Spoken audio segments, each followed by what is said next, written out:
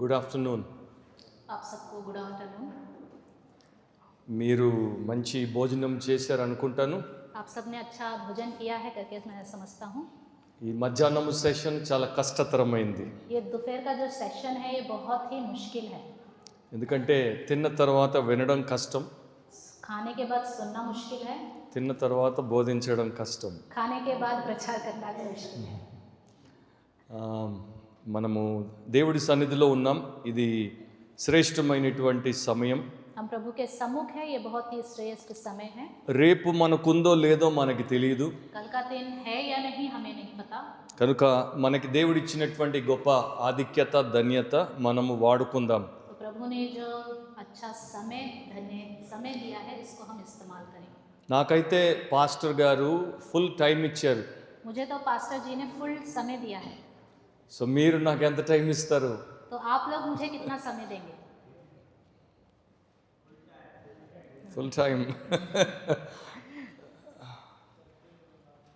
సరే, మంచిది. మనము దేవుని మాటలు వినడానికి దేవుడి సన్నిధిలో ఉన్నాం.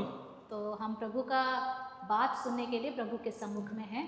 లూకా సువార్త 14వ అధ్యాయము लूका सुसमाचार अध्याय 14 25 నుండి 35 వరకు 25 से लेकर 35 तक నేను చదువుతాను, తర్వాత సిస్టర్ చదువుతారు. मैं पढ़ूंगा, फिर सिस्टर पढ़ेंगी.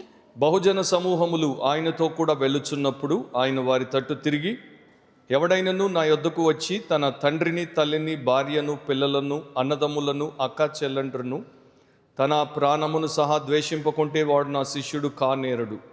మరియు ఎవడైనను తన సిలువను మోసుకొని నన్ను వెంబడింపని ఎడల వాడు నా శిష్యుడు కానేరడు. మీలో ఎవడైనను ఒక గోపురము కట్టింపకోరని ఎడల దానిని కొనసాగించుటకు కావలసినది తన యొద్ద ఉన్నదో లేదో అని కూర్చుండి తగులబడి మొదట లెక్క చూచుకొనని ఎడల అతడు దాని పునాది వేసి ఒకవేళ దానిని కొనసాగింపలేకపోయినందున చూచి వారందరూ ఈ మనుష్యుడు కట్ట మొదలుపెట్టెను కానీ కొనసాగింపలేకపోయినని అతని చూచి ఎగతాళి చేయసాగుదురు.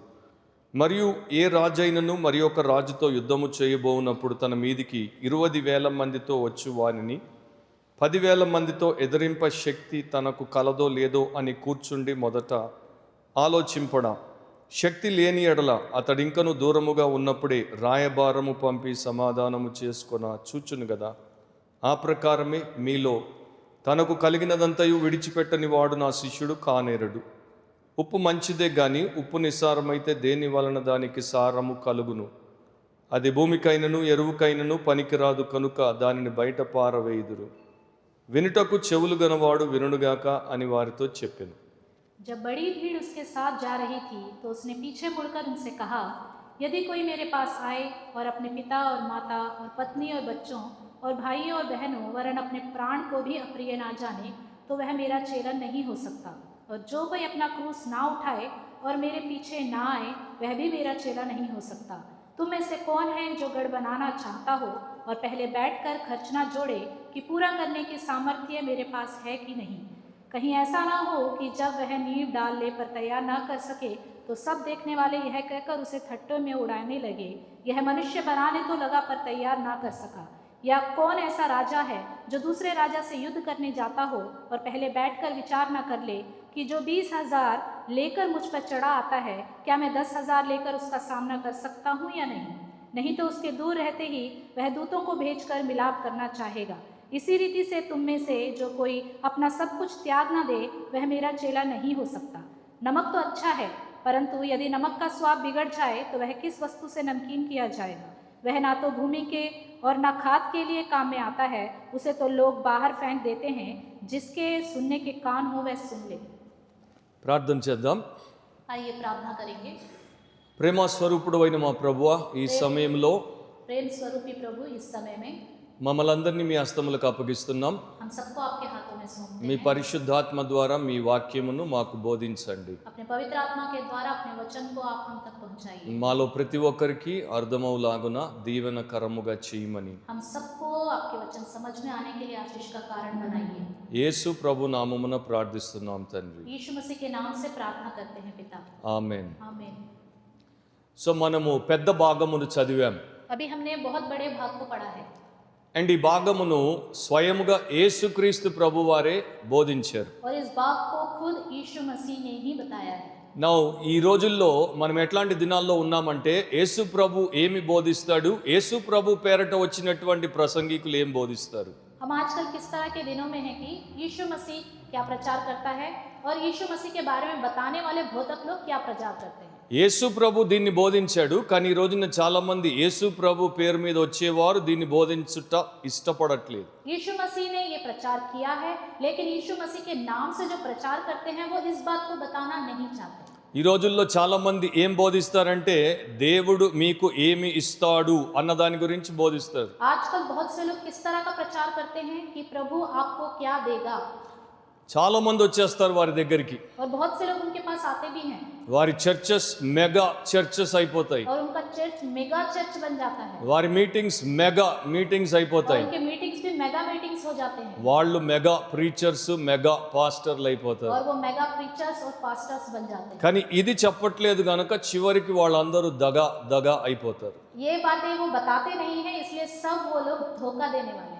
ఎందుకంటే ఆయన బహుజన సమూహములు ఆయనతో కూడా వెళ్ళుచున్నప్పుడు వారి తట్టు తిరిగి ఇది బోధించాడు. क्योंकि जब बहुत सी भीड़ की भीड़ उसके पास आ रही थी, उनकी ओर मुड़कर ये बातें उसने कही थी। ఆయన దగ్గరికి వారు ఎందుకు వచ్చారు? वो भीड़ क्यों आई थी उसके पास? యేసు ప్రభు గలిలయ పోతే వచ్చారు, యేసు ప్రభు కపెర్నహూముకు పోతే వచ్చారు, యేసు ప్రభు యూదయకు పోతే వచ్చారు. ఎందుకు వచ్చారు? यीशु मसीह कफरनहूम, यीशु मसीह गलीलिया, यीशु मसीह यहूदा में गए थे तो आए थे। क्यों आए थे? గ్రేట్ మల్టిట్యూడ్స్ అంటే వేల మంది. क्योंकि बहुत हजारों के लोग वहां आए थे। ఆయన ఒక్కసారి 5,000 మంది పురుషులకు రొట్టెలు పంచాడు. उन्होंने एक बार 5,000 केवल पुरुष ही थे उनको खाना दिया था। సో మనకి బైబిల్ స్కాలర్స్ కట్టినటువంటి లెక్క ఏంటంటే స్త్రీలు పిల్లలు కలుపుకుంటే 20,000 మందికి చెప్పాడు పెట్టాడు అని. तो बाइबल स्कॉलर्स क्या कहते हैं कि स्त्री पुरुष दोनों को और बच्चों को भी मिलाया जाए तो 20,000 लोगों को यीशु मसीह ने खाना खिलाया था। సో ప్రభు అయిన యేసులో ఉన్నది ఈ రోజున చాలా మందిలో లేనిది ఏంటంటే ఆయన దగ్గరికి వచ్చిన వారిని ఆయన వెనక్కి పంపించేశాడు.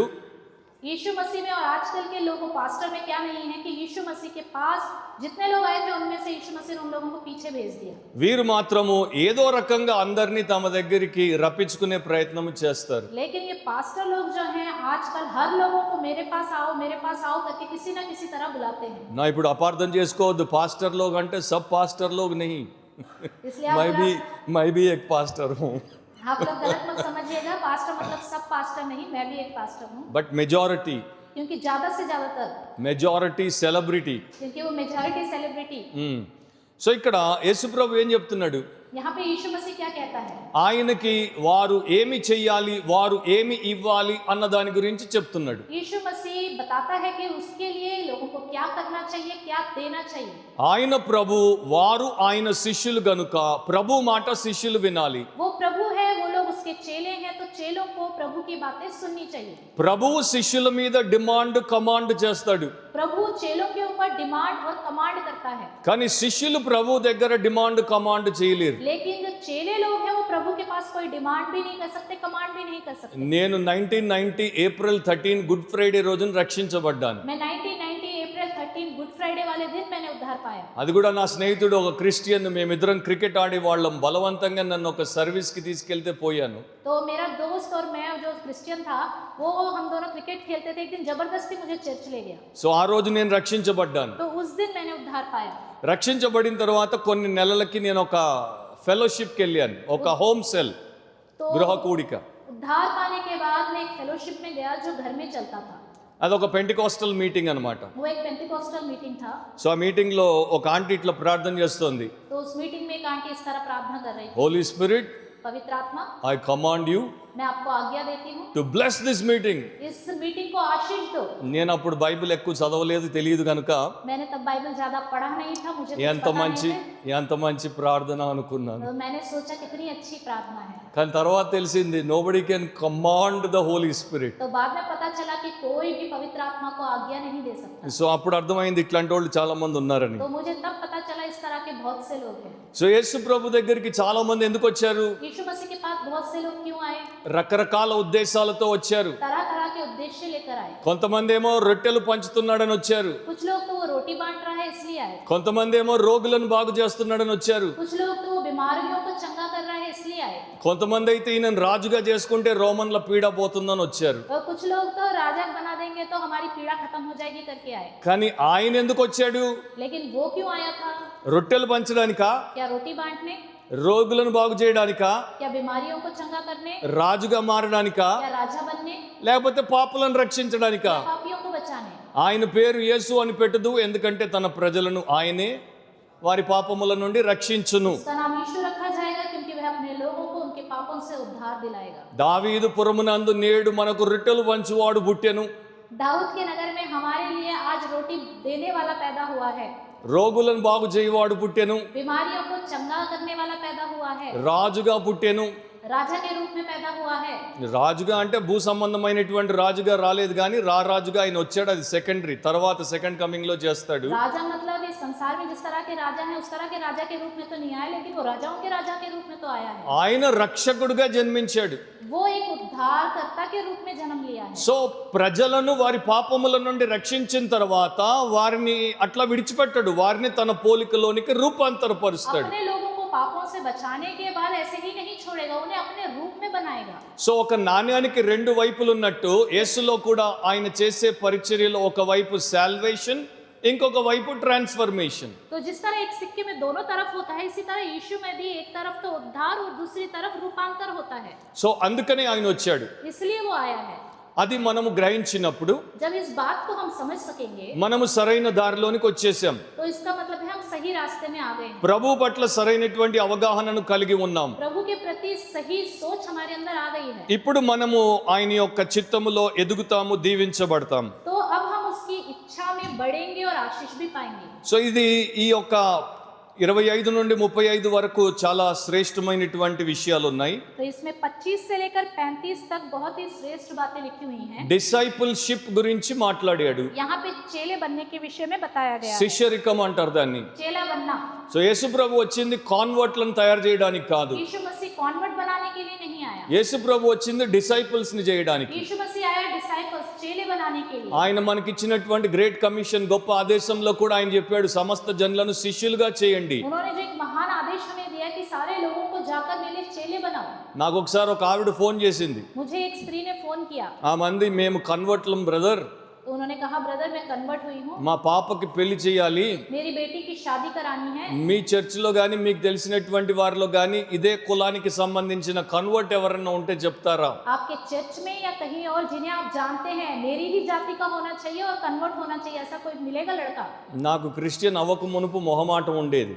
जब मैं क्रिश्चियन नहीं था तो मैं बहुत ही शर्माता था। క్రిస్టియన్ అయిపోయిన తర్వాత మొహమాటం పోయింది. जब मैं क्रिश्चियन बन गया तो मैं शर्माना मैंने छोड़ दिया, ఎందుకంటే యేసుప్రభు ముక్కుసూటి మనిషి కదా, क्योंकि यीशु मसीह सीधी बात करता है। కుండ బద్దలు కొట్టినట్టు సత్యాన్ని చెప్తాడు, मटका फोड़ने की तरह वो सच्चाई बताता है, కానీ ప్రేమతో సత్యాన్ని చెప్తాడు. लेकिन प्यार से सच्चाई बताता है। నేను ఆమెతో చెప్పాను క్రైస్ట్ లో కులము లేదన్నాను. मैंने कहा मसीह में कोई जाति नहीं है। అండ్ క్రీస్తు పెళ్లిలో ఉంటే కట్నం తీసుకోకూడదు అన్నాను. मैंने कहा मसीह में शादी भी होती है तो कोई भी दहेज नहीं लेता है। మీరు ఇంకా కన్వర్ట్ కాదు, మీరు ఇంకా పర్వర్టే అన్నాను. मैंने कहा कन्वर्ट नहीं, आज सिर्फ परवर्ट है। సత్యం ఎవడు చెప్పాలి? మేమే కదా చెప్పాల్సింది. सच्चाई किसे बतानी चाहिए? మేం हम लोगों को ही बतानी चाहिए ना। మేం చెప్పకపోతే మీరు అన్యాయం అయిపోతారు. अगर हम नहीं बताएंगे तो आप लोगों के साथ अन्याय हो जाएगा। మీరు మమ్మల్ని తిట్టుకుంటే మాకేం పర్వాలేదు, आप हम लोगों को डांटे, मन में कोई फर्क नहीं पड़ता, కానీ రేపు దేవుడు మమ్మల్ని చెడ్డదాసులా అనొద్దు. लेकिन प्रभु हमें कल के दिन ये ना कहे हे बुरे दास। సో ఇక్కడ మనము దీంట్లోనికి వద్దాం. तो आइए हम यहाँ आएंगे। సో ప్రభు ఏం మాట్లాడుతున్నాడు? శిష్యులకు ఉండాల్సినటువంటి నిష్ఠ, కమిట్మెంట్ అంటారు దాన్ని. तो शिष्यों के अंदर होनी चाहिए जो निष्ठा, कमिटमेंट। ఈ కమిట్మెంట్ ఉంటే మనము దేవుడిని ఘనపరుస్తాం, మహిమపరుస్తాం, మన జీవితంలో మనం ఫలిస్తాం. तो ये कमिटमेंट हमारे अंदर होगा तो हम प्रभु की महिमा करेंगे, अपने आप को समर्पित करेंगे और प्रभु में चल पाएंगे। అంటే కమిట్మెంట్ అనేది సామాన్యమైనటువంటి అంశము కాదు. जो ये कमिटमेंट होना होता है ये साधारण सी बात नहीं है। అది నేను మీరు మనంతట మనము చేయలేం. ये आप और मैं खुद से नहीं कर सकते, అది ఆయన యొక్క కృప చేత, ये उसके अनुग्रह के द्वारा, ఆయన పరిశుద్ధాత్మ శక్తి చేత, उसके पवित्र आत्मा की शक्ति के द्वारा। అండ్ వారం వారం ఆయన యొక్క లేఖనములు పోషించుట చేత మనం చేస్తాం. और उसका जो वचन है इस लेखन भाग में लिखा है उसके द्वारा हम पोषित होते हैं, तभी पालन पोषण होता है, तो कर सकते हैं. నా ఇప్పుడు ఒక మనిషి పైకి రావాలంటే కమిట్మెంట్ అవసరం. एक इंसान को आप बढ़ना है ऊंचाई में, तो उसके लिए कमिटमेंट जरूरी है. స్టూడెంట్ కి కమిట్మెంట్ ఉంటే మెరిట్ సంపాదిస్తాడు. स्टूडेंट के अंदर कमिटमेंट होगा तो वो अच्छे मार्क्स ला सकता है. ఉద్యోగికి కమిట్మెంట్ ఉంటే ప్రమోషన్ సంపాదిస్తాడు. नौकरी करने वाले के अंदर कमिटमेंट होगा तो प्रमोशन पाएगा. బిజినెస్ మ్యాన్ కి కమిట్మెంట్ ఉంటే పెద్ద బిలియనీర్ అవుతాడు. बिजनेसमैन के अंदर कमिटमेंट होगा, बड़ा बिलियनियर बन जाएगा. పాలిటిక్స్ లో కమిట్మెంట్ ఉంటే మినిస్టర్ అవ్వచ్చు. पॉलिटिक्स में अगर जो पॉलिटिकल्स हैं वो अगर कमिटमेंट अच्छा रखेंगे, अच्छे मिनिस्टर बन सकते हैं. ఇవన్నీ కూడా అశాశ్వతమైనవి. ये सब सदा के लिए नहीं है. శాశ్వతమైనది క్రైస్తవ జీవితము, క్రైస్తవుడు చేసే సేవ. जो सदा के लिए है मसीही का जीवन और मसीही लोग जो सेवा करते हैं. సో వారికి కమిట్మెంట్ చాలా అవసరం. तो उन लोगों के लिए कमिटमेंट की बहुत जरूरत है. కానీ వారికి కమిట్మెంట్ ఉందా? तो क्या उनके अंदर कमिटमेंट है या नहीं? ఇప్పుడు ఫర్ ఎగ్జాంపుల్ క్రిస్టియన్ మ్యారేజెస్ నే మనం తీసుకుంటే उदाहरण के तौर पे अगर क्रिश्चियनों की शादी को ही हम ले लें, మరి చాలా మంది క్రైస్తవ వివాహాలు ఈ రోజున చాలా పెద్దగా చాలా గ్రాండ్ గా చేసుకుంటున్నారు. तो आजकल बहुत से क्रिश्चियन लोग बहुत ही शादियां बड़ी बड़ी और बहुत ग्रैंड तरीके से मना रहे हैं. హైదరాబాద్ లో నా స్నేహితుడు ఒక పాస్టర్, हैदराबाद में मेरा एक मित्र है, वो पास्टर है. ఆయన ఏమో పెళ్లి చేస్తాడు, పెళ్లిలో నేను ప్రసంగం చేస్తాను. वो शादियां करते हैं और शादी में मैं वचन बताता हूँ. సో ఆయనకి 11 కోర్టు నోటీసులు వచ్చాయి. उनको 11 कोर्ट के नोटिस आए. మా పెళ్లిలో ఈయన కూడా ఉన్నాడు, ఈయన మీద కూడా కేసు పెడుతున్నాను, అమ్మాయి పెట్టేసింది. तो एक लड़की ने लिखा कि ये मेरी शादी में था तो मैं इनके ऊपर भी केस लगाती हूँ. ఆయన అంటున్నాడు పెళ్లి రోజున వీళ్ళకి మ్యారేజ్ సర్టిఫికేట్ ఇచ్చా, ఇప్పుడు వీళ్ళు నాకు కోర్టు నోటీసులు ఇచ్చారు. शादी वाले दिन मैंने इनको मैरिज सर्टिफिकेट दिया था, वो कहते हैं इन्होंने मुझे कोर्ट का सर्टिफिकेट दे दिया. ఇప్పుడు ఆయన ఏం చేస్తున్నాడంటే పెళ్లి చేయడానికి ఎవరన్నా వస్తే ఫస్ట్ వాళ్ళతో అఫిడవిట్ రాయించుకుంటాడు. పాస్టర్ గారు పెళ్ళే చేస్తారు, ఇంక అంతకు మించి సంబంధమే లేదు. तो इस आजकल वो क्या कर रहे हैं, अब कोई शादी कराओ करके उन पास्टर जी के पास आते हैं तो सबसे पहले वो एफिडेविट बनवाते हैं और लिखवाते हैं मैं सिर्फ शादी करा रहा हूँ, शादी के बाद का लेना देना मेरा कुछ भी नहीं है. ఈ రోజుల్లో క్రైస్తవులు కూడా అన్యుల్లాగా పెళ్లిల రోజున పటాకులు పేలుస్తున్నారు. आजकल मसीही लोग भी शादियों में अन्य जातियों की तरह पटाखे फोड़ते हैं. అండ్ 4 రోజుల తర్వాత నోటీస్ వచ్చినప్పుడు పెళ్లి పటాకులు అయిపోయిందని తెలిసి और 4 दिन के बाद जब नोटिस आता है तो शादी ही पटाखों की तरह फूट जाता है. కొంత మిమ్మల్ని నవ్విస్తున్నాను, తిన్నారు కనుక, थोड़ा सा मैं आपको हंसा रहा हूँ क्योंकि आपने खाया है ना अभी. లేకపోతే నిద్రపోతారు. नहीं तो आप सो जाएंगे. కానీ థింక్, लेकिन सोचिए, ఆలోచించండి. सोचिए. మనం ఏదైతే వింటున్నామో దాన్ని ఆలోచిద్దాం. जो हम सुनते हैं उसके बारे में सोचेंगे भी. సో ఈ నిష్ట అనేది లేదు కనుకనే हमारे अंदर ये निष्ठा नहीं होती है, इसलिए మేము జీవితంలో మరణములో కలిసి ఉంటాం, మరణమే మమ్మల్ని వేరు చేయును అని చెప్పినటువంటి వారు అంత త్వరగా విడాకులు తీసేసుకుంటున్నారు. हम जब जिंदा हैं मरने दम मरते दम तक हम मिलके रहेंगे करके निर्णय लेते हैं, लेकिन पहले ही अलग हो जाते हैं. సో ఇది చాలా ముఖ్యమైనటువంటి విషయం. लेकिन ये बहुत ही प्रमुख बात है. ప్రభువుకి ఎవరు శిష్యులుగా ఉంటారు, ఎవరు శిష్యులుగా ఉండలేరు. प्रभु के लिए कौन चेले बन के रह सकता है और कौन नहीं. ఆయన ఇక్కడ 3 విషయాలు చెప్పారు. यहाँ उन्होंने 3 बातें बताई. ఒకటేమో తన కుటుంబ సభ్యులతో అతనికున్న సంబంధం విషయంలో, सबसे पहले उनके घर के लोगों के साथ जो रिश्ता है, రెండవది అతనితో ఉన్నటువంటి సంబంధంలో, और दूसरा उनके साथ उनका जो संबंध है, మూడవది అతని సొమ్ముతో ఉన్నటువంటి విషయంలో, तीसरा उसकी संपत्ति के साथ जो संबंध है. ఈ 3 కూడా మనకి చాలా మూలమైనటువంటి విషయాలు. ये 3 हमारे लिए बहुत ही मूल और प्रमुख बातें हैं. ఈ ప్రపంచంలో మన కుటుంబము కన్నా మనకి ఇంకొకటి గొప్పది లేదు. इस दुनिया में हमारे परिवार से बढ़कर और कोई बड़ी और महान चीज ఈ ప్రపంచంలో నేను నాకన్నా మీకన్నా ఇంకొకరు గొప్పోళ్ళు లేరు. इस दुनिया में मैं मेरे लिए, आप अपने लिए बहुत ही महान है और कोई नहीं है. అండ్ ఈ ప్రపంచంలో మనకి ప్రాణం పోయినా పర్వాలేదు కానీ మన పైసా పోకూడదు. इस दुनिया में हमारा प्राण जाए तो जाए, लेकिन हमारे पैसे नहीं जाने चाहिए. అట్లాంటి విషయాలు ఆయన చెప్పి దీనిలో మీరు నాకు ఎక్కువ విలువనిస్తే, इस बात को बताते हुए कहते हैं अगर इस चीज से बढ़कर आप मेरे को अधिक अनमोल समझेंगे तो మీరు నా శిష్యులు అవుతారు అంటున్నాడు. तभी आप मेरे चेले बन सकते हो. సో చాలా గంభీరమైనటువంటి ప్రమాణాన్ని పెట్టాడు మన ముందు. ये बहुत ही गंभीर प्रमाण को यहाँ रखा गया है. అందుకని అంటాను యేసు ప్రభువును తెలుసుకున్న తర్వాత ఆయన్ని వెంబడించుట అంటే మామూలు విషయం కాదు. इसलिए मैं कहता हूँ यीशु मसीह को जानने के बाद उनके पीछे हो लेना साधारण बात नहीं है. సో ఈ రోజున ఎంతమంది ఇట్లాంటి శిష్యులు ఉన్నారు అండ్ ఎంతమంది శిష్యులుగా లేని వారు శిష్యులు అనుకుంటున్నారు. तो इस तरह के चेले आजकल बहुत से हैं और जो चेले हैं नहीं वो खुद सोचते हैं हम चेले हैं, ऐसे लोग भी हैं। ఇంగ్లీష్లో అంటుంటాము ఇది డిసైపుల్ ఇది డమ్మీ అని. इंग्लिश में कहते हैं ये डिसाइपल है, ये डमी है। Disciple is the real one, disciple तो असली है, డమ్మీ మాత్రము అది ఫేక్. जो डमी है वो नकली है। రెండు ఒకే రకంగా కనపడతాయి. देखने के लिए दोनों सेम दिखाई సో देते हैं। మీరు ఆలోచిస్తే క్రిస్టియానిటీలో ఎంతమంది డిసైపుల్స్ ఉన్నారు, ఎంతమంది డమ్మీస్ ఉన్నారు? तो आप सोचिए कि क्रिश्चियनिटी में कितने लोग डिसाइपल्स हैं, कितने डमी हैं। 1990 జూన్లో నేను ఒక క్రిస్టియన్ మ్యారేజ్కి పిలువబడ్డాను. 1990 जून में एक क्रिश्चियन विवाह में मैं बुलाया गया। ఏప్రిల్లో రక్షించబడ్డాను, జూన్లో మ్యారేజ్కి వెళ్ళాను. अप्रैल में मैंने उद्धार पाया और जून में शादी में गया था। అది ఫస్ట్ క్రిస్టియన్ మ్యారేజ్ అన్నమాట నేను వెళ్ళడం. वो मेरा पहला क्रिश्चियन मैरिज था जो मैं पहली बार సో गया था। చర్చ్ బిల్డింగ్ లో పెళ్లి అయిపోయింది, బయట ఓపెన్ ఏరియాలో రిసెప్షన్. तो चर्च बिल्डिंग में शादी हो गई, बाहर जो खुली जगह थी वहाँ रिसेप्शन था। సో వధూవరులు ఇద్దరు వచ్చిన తర్వాత పెద్ద టేబుల్ వేశారు. టేబుల్ మీద ఒక 3 tier కేక్ పెట్టారు. కింద వరుస పెద్దది, రెండో వరుస ఇంకా పెద్ద, ఇంత చిన్నది, దాని తర్వాత చిన్నది. तो दूल्हा दुल्हन आ गए, उनके सामने टेबल में जो 3 टायर वाला केक होता है वो रखा गया। पहला वाला बड़ा, दूसरा उससे छोटा, तीसरा वाला उससे भी छोटा। మీకు తెలుసు కదా ఎట్లా ఉంటుంది పెద్ద आपको కేక్. पता है ना इस तरह का होता है। సో వధూవరులు ఇద్దరు పైదాన్ని కోసుకొని సగం సగం ఇద్దరు తిన్న తర్వాత దాన్ని తీసేశారు. तो दूल्हा दुल्हन ने पहले वाला जो केक था उसे काटा और थोड़ा एक दूसरे को खिलाया, फिर उस केक को తీసుకెళ్ళిపోయారు అక్కడ నుండి. वहां से उठा के ले गए। నేను నా క్రిస్టియన్ ఫ్రెండ్ తో అన్నాను, मैंने अपने क्रिश्चियन दोस्त से कहा, వాళ్ళిద్దరు అంత చిన్న పీస్ తినడానికి ఇంత పెద్ద మూడు పేటల కేకా అని. मैंने कहा उन दोनों को एक एक पीस खाना था छोटा सा, उसके लिए कि 3 जो लेयर वाले जो केक होता है टायर वाला वो जरूरी है। అప్పుడు ఫస్ట్ టైం చెప్పాడు, కిందవి 2 డమ్మీ పైదే కేకు.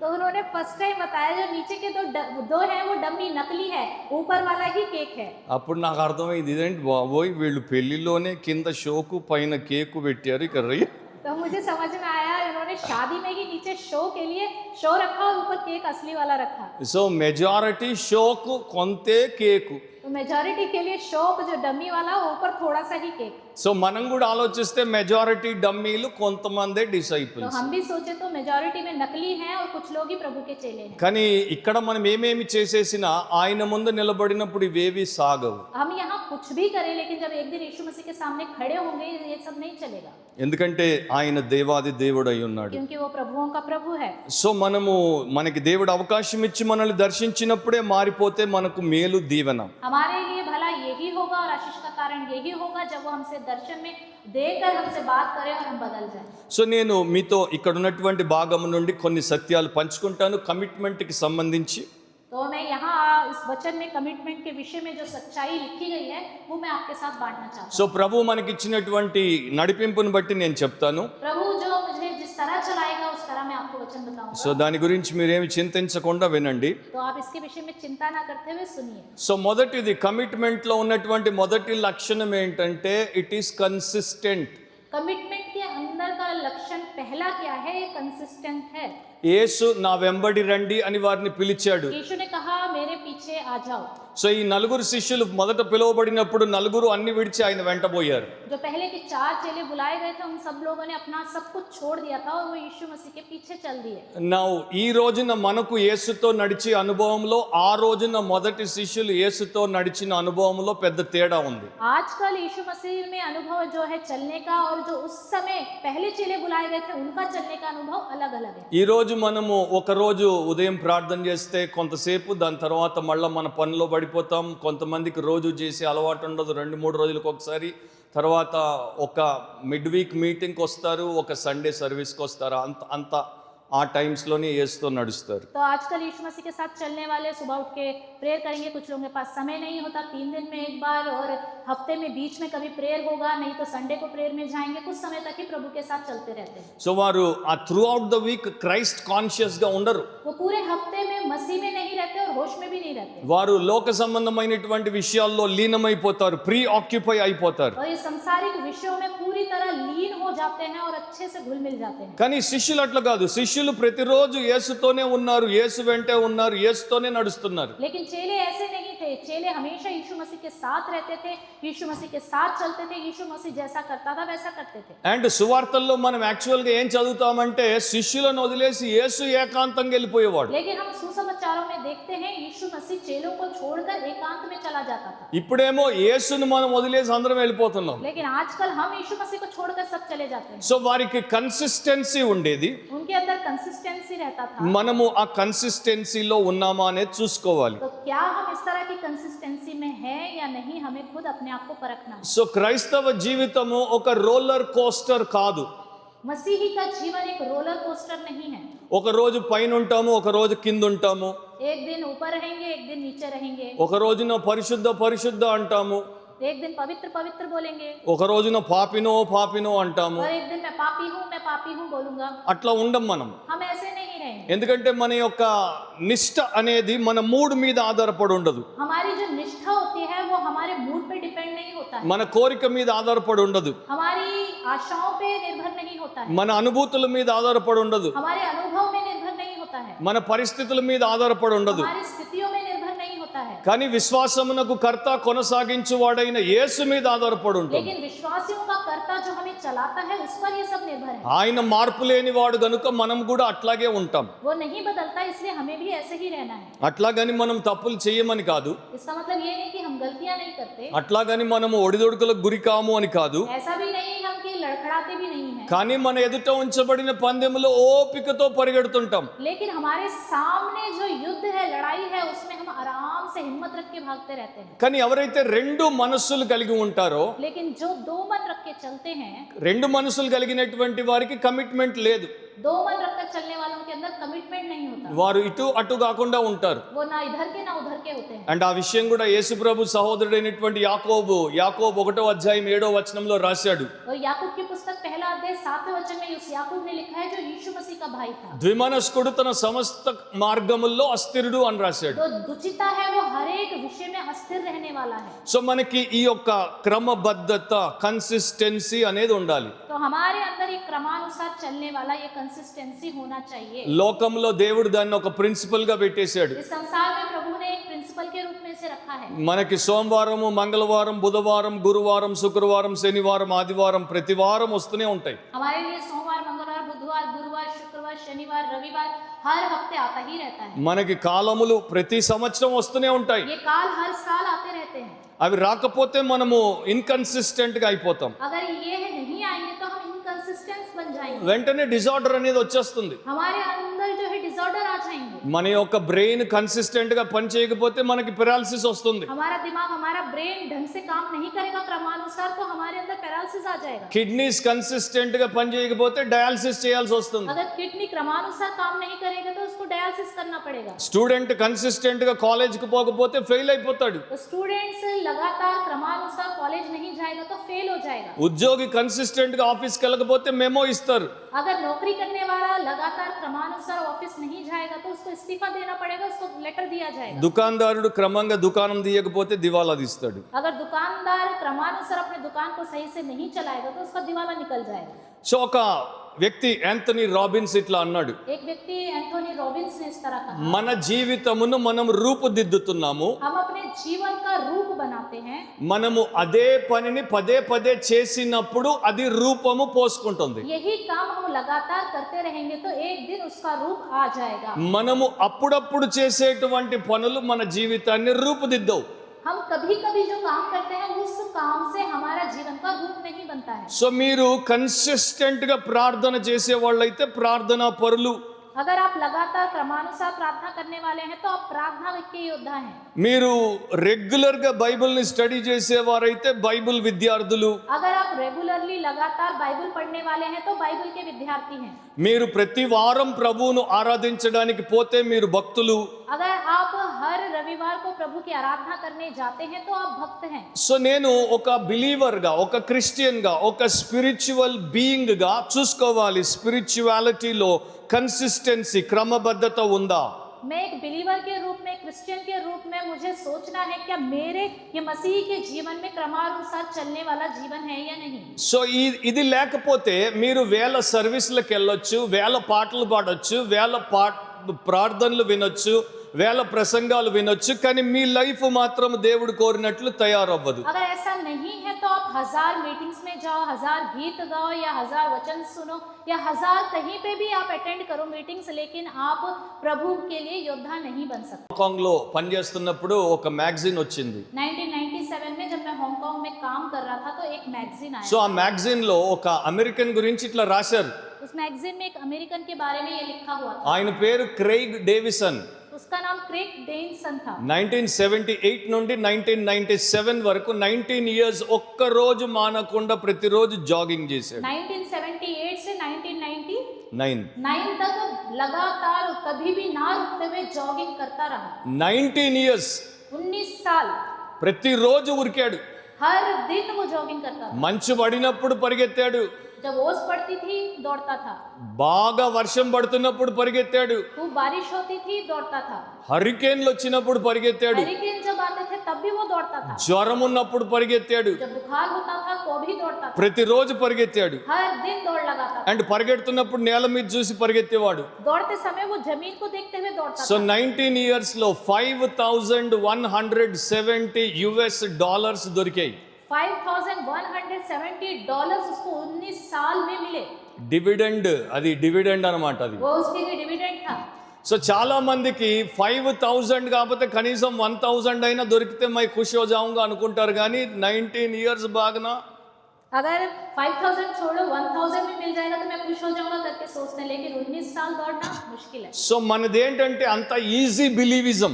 क्योंकि हमारा ये विश्वास करने का तरीका क्या है, इजी वाला है।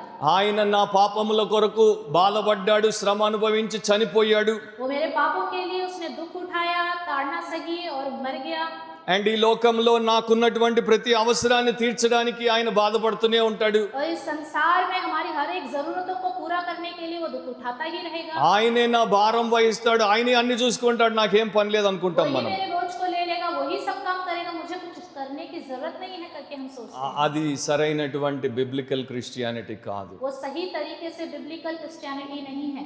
బిబ్లికల్ క్రిస్టియానిటీలో యేసుప్రభు అడుగుతున్నాడు, నా శిష్యుడు ఇట్లా ఉంటాడని. बिब्लिकल क्रिश्चियनिटी के विषय में यीशु मसीह कहता है कि मेरे चेले ऐसे होते हैं। నా కొంతమందికి ఒక థింకింగ్ ఉంది, అట్లాంటి కన్సిస్టెన్సీ మనకి ఎక్కడి నుండి వస్తుందని. कुछ लोगों के अंदर ये सोच है कि इस तरह का कंसिस्टेंसी मेरे अंदर किस तरह से आएगा। నేను మీకు ఒక ఎగ్జాంపుల్ చూపిస్తాను, బిబ్లికల్ ఎగ్జాంపులే. मैं आपको एक उदाहरण बताऊंगा बाइबल में से ही। మనకన్నా చాలా భయంకరమైనటువంటి పరిస్థితుల్లో ఉన్నప్పుడు చాలా కన్సిస్టెంట్ గా ఉన్నాడు ఆయన. हमसे भी भयानक हालत में था, फिर भी प्रभु में क्रमानुसार था। ఆయన పరాయి దేశంలో ఉన్నాడు, वो पराये देश में था, ఆయన ఫ్యామిలీ ఆయనతో లేదు, उनका परिवार उनके साथ नहीं था, అండ్ ఆయనకి మనలాంటి బోధకులు లేరు. तो उनके साथ हमारी तरह कोई प्रचार करने वाला भी नहीं था। ఆయన ఇంకొక రాజు అధికారం కింద ఉన్నాడు, वो दूसरे राजा के अधिकार के नीचे था। ఆయన కూడా ఎంతో కన్సిస్టెంట్ గా ఉన్నాడు. वो भी बहुत ही प्रभु में क्रमानुसार था। ఆయన పేరు దానియేలు. उसका नाम डैनियल है।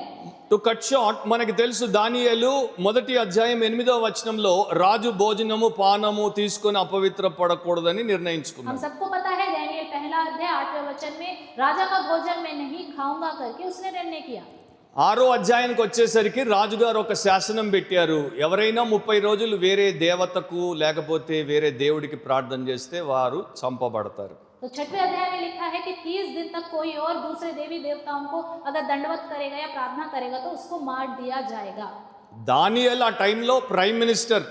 डैनियल उस समय प्राइम मिनिस्टर था 3 సార్లు వచ్చి ప్రార్థన చేశాడు. और 3 बार उसने प्रार्थना किया। ఆయనకు ఆ టైంలో 70 దాటి 80 వచ్చింది. उस समय उसकी उम्र 70 पार होकर 80 हो गई थी। మనందరికీ తెలుసు బైబిల్లో మీ ఆయుష్కాలం 70 సంవత్సరములు, అధిక బలం ఉన్న ఎడల आप सबको पता है बाइबल में आपकी उम्र 70 साल, अगर ज्यादा आपके अंदर बल है तो 80 సార్లు. 80 साल। సో 15 ఇయర్స్ ఓల్డ్ డిసైడ్ చేశాడు, 80 ఇయర్స్ ఓల్డ్ కన్సిస్టెంట్ గా ఫాలో అవుతున్నాడు. तो 50 साल का जो था 15 साल का 15 साल का उम्र का था, उसने कंसिस्टेंसी उस बात को लिया और 70 और 80 साल में उसने उसको पूरा किया। అండ్ మీరు అక్కడ చదివితే చాలా స్పష్టంగా రాజు ఆ దానియేలుతో 6వ అధ్యాయంలో మాట్లాడినప్పుడు యథావిధిగా అనుదినము క్రమం తప్పక అనేటువంటి మాటలు వాడతాడు. तो अगर आप दानियेल की पुस्तक 6वें अध्याय में देखेंगे तो उसमें लिखा है क्रमानुसार जैसे वो हर दिन करता था वैसे ही उसने किया करके लिखा होगा। సో దానియేలు జీవితము కన్సిస్టెంట్ గా ఉందని రాజుకే తెలిసిపోయింది. दानियेल का जीवन कंसिस्टेंसी में था, ये बात राजा को ही पता चल गई। నా ఇప్పుడు మీరు నాకు చెప్పండి, దానియేలుకు పెళ్లి కాలేదు. आप मुझे बताइए दानियेल की शादी नहीं हुई। ఎందుకంటే చాలా మంది స్కాలర్స్ యొక్క అభిప్రాయము హీ వాజ్ నపుంసక్. तो बहुत से स्कॉलर्स का सोचना है कि और कहना है कि वो उसने शादी नहीं की, రాజు అట్లా ఆయన్ని చేశాడు राजा ने ही उसके साथ ऐसा किया, కనుక ఆయన కుటుంబం లేదు. तो उसका कोई परिवार नहीं है। ఆయనకి ఇంకొక 50 ఏళ్ళు బతుకుతాను, భవిష్యత్తు కోసం రిటైర్ అయిన తర్వాత పెట్టుకోవాలన్న ఆలోచన లేదు. उसके अंदर ये सोच नहीं कि मैं 50 साल और जीऊंगा और रिटायरमेंट के बाद मैं रिटायरमेंट से ऐसे पैसे बचाऊंगा करके भी सोच नहीं है। రాజుగారి తర్వాత ఉన్నాడు, ఆయనకి పరివారం ఉంది, పైసా ఉంది, అన్నీ ఉన్నాయి, ఆయనకి ప్రార్థన చేయాల్సిన అవసరం లేదు. राजा के पास परिवार है, पैसा है, सब कुछ है, उसे प्रार्थना करने की जरूरत नहीं है। సో ఒక్క 30 రోజులు ఓపిక పట్టేస్తే అయిపోతుంది. ఇది अगर 30 दिन वो ऐसे ही रह लेता तो कोई बात नहीं, वो चला जाता समय। ఎట్లా ఉందంటే 3 రోజులు నీవు ఊపిరి బిగబడితే అయిపోతుంది. ये ऐसी लगी है ये बात कि 3 दिन अपने सांस को रोक के रखो, कोई बात नहीं। ఊపిరి బిగబట్టగలమా 3 రోజులు? क्या 3 दिन अपने सांस को रोक कर रख सकते हैं? దానియేలు దేవుడి యొక్క మనిషి గనుక ప్రార్థన చేయకుండా 30 రోజులు ఉండగలరా? तो दानियेल प्रभु का इंसान है, प्रभु का बेटा है, तो क्या वो प्रार्थना ना करते हुए 30 दिन रह सकता है? ఆయన 24 గంటల్లో 3 సార్లు చేస్తున్నాడు ప్రార్థన. वो 24 घंटे में 3 बार प्रार्थना करता है। ఇప్పుడు మనం 3 రోజులకు ఒకసారి ప్రార్థన చేయడానికి కష్టపడిపోతున్నాం. और हम 3 दिन में एक बार प्रार्थना करने के लिए बहुत दिक्कत उठाते हैं। నేను రక్షించబడిన మొదటి సంవత్సరం ఒక పల్లెటూరులో ఒక అంకుల్, ఆయన పేరు సోలమన్ అంకుల్, ఆయన ఆర్మీ నుండి రిటైర్ అయ్యి వచ్చాడు. పల్లెటూరులో ఒక చిన్న చర్చ్ నడుపుతుంటే పోయి హెల్ప్ చేసేవాడిని. तो मैंने उद्धार पाया था नए नए दिनों में, तो एक गांव में एक अंकल थे जो आर्मी से रिटायर होके आए थे, तो वो चर्च चलाते थे, तो मैं उनके साथ रहता था वहां पे सेवा करने। ఆయన నాకు ఒకటి చెప్పేవాడు, నువ్వు మోకాళ్ళ మీద బలంగా ఉంటే లైఫ్ లో బలంగా ఉంటావని. तो उन्होंने मुझे एक बात कही, अगर आप घुटनों में बल से रहोगे तो आप अपने जीवन में भी बल से रहोगे। అండ్ అప్పుడు ఒక మాట చెప్పాడు, ఊరోళ్ళకి పల్లెటూరోళ్ళకి చెప్తూ ఆయనకి ఇది అలవాటైపోయింది. तो गांव के लोगों को बताते थे, तो ऐसी उनकी एक आदत हो गई। उन्होंने कहा, చాలా మంది ప్రార్థనా జీవితం ఉపేందర్ ఎట్లా ఉందంటే, దేవా నీకు స్తోత్రం, నాకు ఆత్రం, ఆమేన్. तो बहुत से लोग ऐसे प्रार्थना करते थे, प्रभु आपका धन्यवाद हो, मेरे अंदर जल्दीबाजी है, आमीन। నువ్వు మాత్రం ఎప్పుడు అట్లా తయారవద్దని వాడు. तो कहता था कि आप ऐसे मत बनना, మోకాళ్ళ జీవితం అవసరం.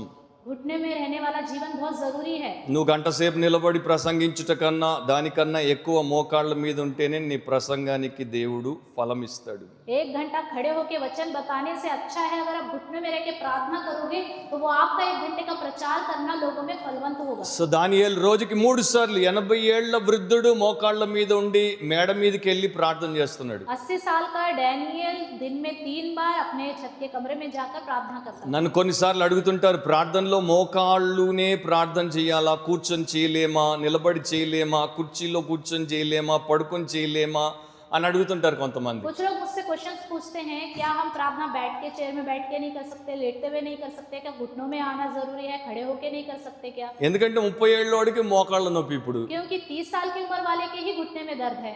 పైన కొవ్వు ఎక్కువైతే కాళ్ళకి నొప్పులే మరి. ऊपर चर्बी बढ़ जाएगी तो घुटने में दर्द ही आएगा।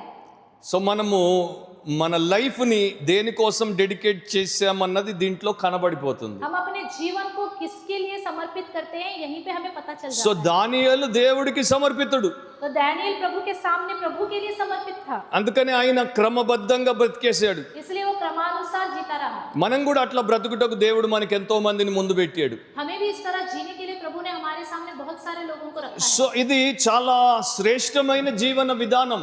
ये बहुत ही श्रेष्ठ जीवन का जीने का तरीका है।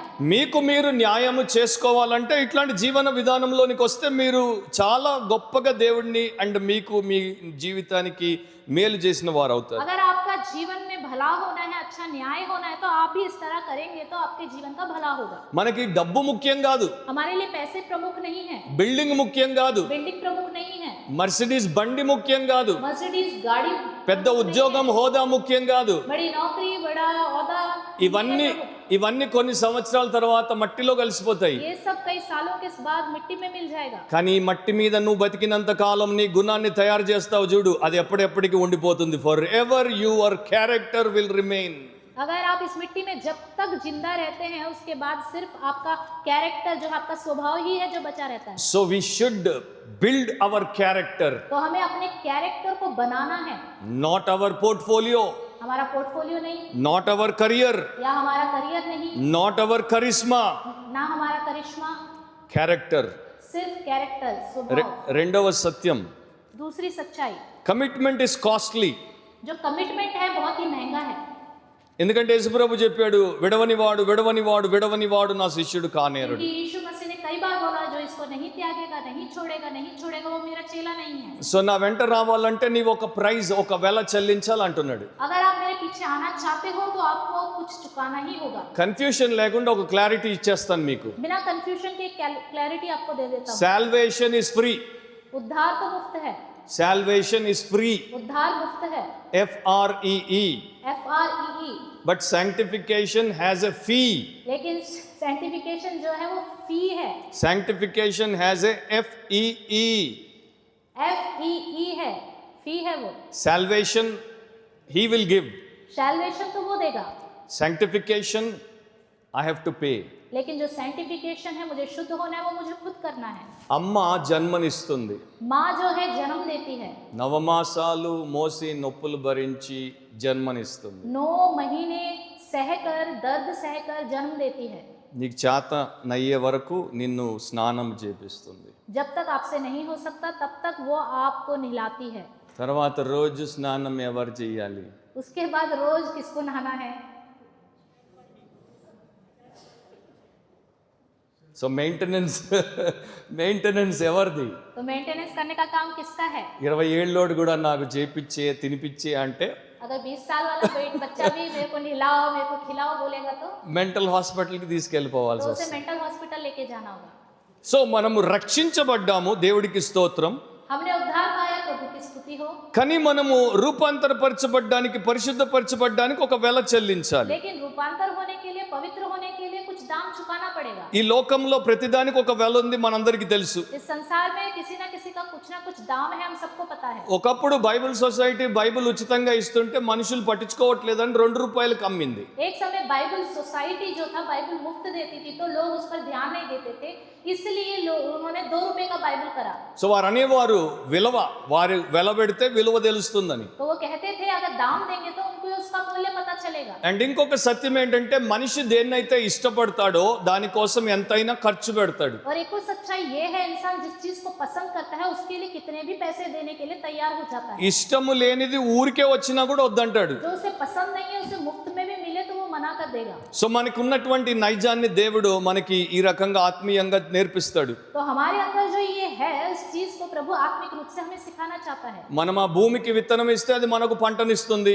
अगर हम जमीन को अच्छी बीज देंगे तो हमें फसल देगी। మనం ఆ దుకాణంలో సొమ్మునిస్తే వాళ్ళు మనకు సామాన్ ఇస్తున్నారు. दुकान में हम पैसे देंगे तो वो हमें सामान देता है। మనం ఆ కాలేజీకి పోయి మన టైం ఇస్తే రోజంతా వాళ్ళు సబ్జెక్ట్ నేర్పిస్తున్నారు. कॉलेज में जाके अपना समय देंगे तो वो हमें सब्जेक्ट सिखाते हैं। మనం ఆ 30 రోజులు వాళ్ళకి సంస్థకి కొలువు చేస్తే వాళ్ళు జీతం ఇస్తున్నారు. अगर 30 दिन किसी ऑर्गेनाइजेशन का रहकर हम काम करें तो वो हमें तनख्वाह देता है। సో ఇదంతా ఒక ట్రాన్సాక్షనే కదా, ఇవ్వండి పుచ్చుకోండి, ఇవ్వండి పుచ్చుకోండి. ये सारे ट्रांजैक्शन है, आप दो और लो, दो और लो।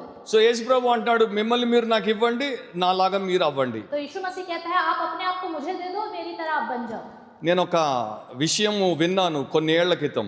कई सालों पहले मैंने एक बात सुनी थी। అప్పుడే మొబైల్ ఫోన్ వచ్చింది, మొబైల్ నంబర్ వచ్చింది. तो उसी समय मोबाइल फोन्स और मोबाइल नंबर आए थे। సో ఒక ఆయన ఫ్యాన్సీ మొబైల్ నంబర్ కోసం 15 లక్షలు ఇచ్చాడు.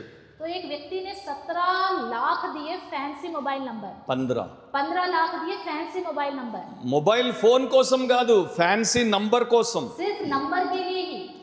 జస్ట్ ఇమాజిన్ చేయండి, diamond studded mobile phone 4-5 lakhs లో వస్తుంది మనకి. अगर डायमंड से लगा हुआ जो फोन होता है वो 4-5 लाख में हमें मिल जाता है। బట్ ఫ్యాన్సీ నంబర్ కి 15 lakhs ఇచ్చాడు. लेकिन 15 लाख सिर्फ फैंसी नंबर मांगा था उसने। उसके మీరు लिए लगाया। మొబైల్ కి ఫోన్ చేయనని ప్రామిస్ చేస్తే నంబర్ చెప్తా. अगर आप उस नंबर पे फोन नहीं करेंगे करके वादा करोगे तो मैं आपको नंबर बताऊंगा। నంబర్ ఏంటి అంటే 900000009. 9 और बाकी सारे शून्य और आखिरी में 9। 9980. 9 बीच में 0 8। ఆ స్పెషల్ నంబర్ కి 15 lakhs ఈ పెయిడ్. उस स्पेशल नंबर के लिए 15 लाख उसने दिए। మీరు అనొచ్చు ఇస్కా దమాగ్ ఖరాబ్ హో గయా. आप कह सकते हैं दिमाग खराब हो गया। వాడు అంటాడు తేరా ఖరాబ్ హో గయా. वो कहता है कि तेरा ही खराब हो गया। మేరా పైసా మేరా మర్జీ అంతే కదా. ఒక ఆమె పోయి 1000 రూపాయలు చీర కొనుక్కుంటది, एक स्त्री जाकर 1000 रुपए की साड़ी खरीदेगी ఇంకా ఆమె పోయి 1,00,000 పెట్టుకుంటది. और दूसरी जो है वो जाके 1 लाख दे के साड़ी खरीदेगी। ఇది నా ఇష్టం, అది ఆమె ఇష్టం ये అంటది. मेरी मर्जी है, वो उसकी मर्जी है करके वो कहेगी। ఒకడు యేసు కోసం హతసాక్షి అయిపోతాడు, एक यीशु मसीह के लिए जीवित बलि हो जाता है, ఒకడు యేసు కోసం కాని ఇవ్వడు. लेकिन वो यीशु मसीह के लिए కాని ఇవ్వడు. वो एक पैसा भी नहीं देगा। Penny also you won't give. वो एक पैसा भी नहीं देगा। సో నా ఇష్టం. मेरी मर्जी। బట్ తర్వాత వచ్చేటువంటి ఫలం ఇద్దరికి అట్లే ఉంటది. लेकिन अंत में जो फल मिलेगा वो दोनों को उसी के अनुसार मिलेगा। సో యేసు ప్రభు ఏం నేర్పించాడు మనకి? तो यीशु मसीह ने क्या सिखाया? ఒక ప్రిన్సిపల్ ని మీరు చూస్తే యోహాను సువార్త 12వ అధ్యాయం 24వ వచనంలో प्रिंसिपल देखेंगे यूहन्ना सुसमाचार 12वां अध्याय 24वां वचन में। ఇది ఒక తిరుగులేని ప్రిన్సిపల్ అన్నమాట, ఇర్రివోకబుల్ ప్రిన్సిపల్. ये कभी तोड़ नहीं सकते ऐसा प्रिंसिपल है। గోధుమ గింజ భూమిలో పడి చావకుండిన ఎడల అది ఒంటిగానే ఉండును, అది చచ్చిన ఎడల విస్తారముగా ఫలించును. जब तक गेहूं का दाना भूमि में पड़कर मर नहीं जाता वह अकेला रहता है, परंतु जब मर जाता है तो बहुत फल रखता है। సో ఇప్పుడు ప్రాబ్లం ఏంటంటే చాలా మంది ఒంటరిగా ఉన్నారు కనుక వారు మల్టిప్లై అవ్వట్లేదు. तो प्रॉब्लम आजकल यह है कि बहुत से लोग अकेले ही ऐसे हैं, इसलिए वो बढ़ते नहीं हैं। Disciple must reproduce disciples. Disciple को, चेलों को और चेले बनाने चाहिए, కానీ the disciple must die to reproduce. लेकिन चेले और बनाने के लिए चेले को सबसे पहले मरना पड़ेगा। So disciple must give himself. चेलों को सबसे पहले अपने आप को देना होगा। సో అక్కడే ప్రాబ్లం ఉంది. यही पे एक प्रॉब्लम है।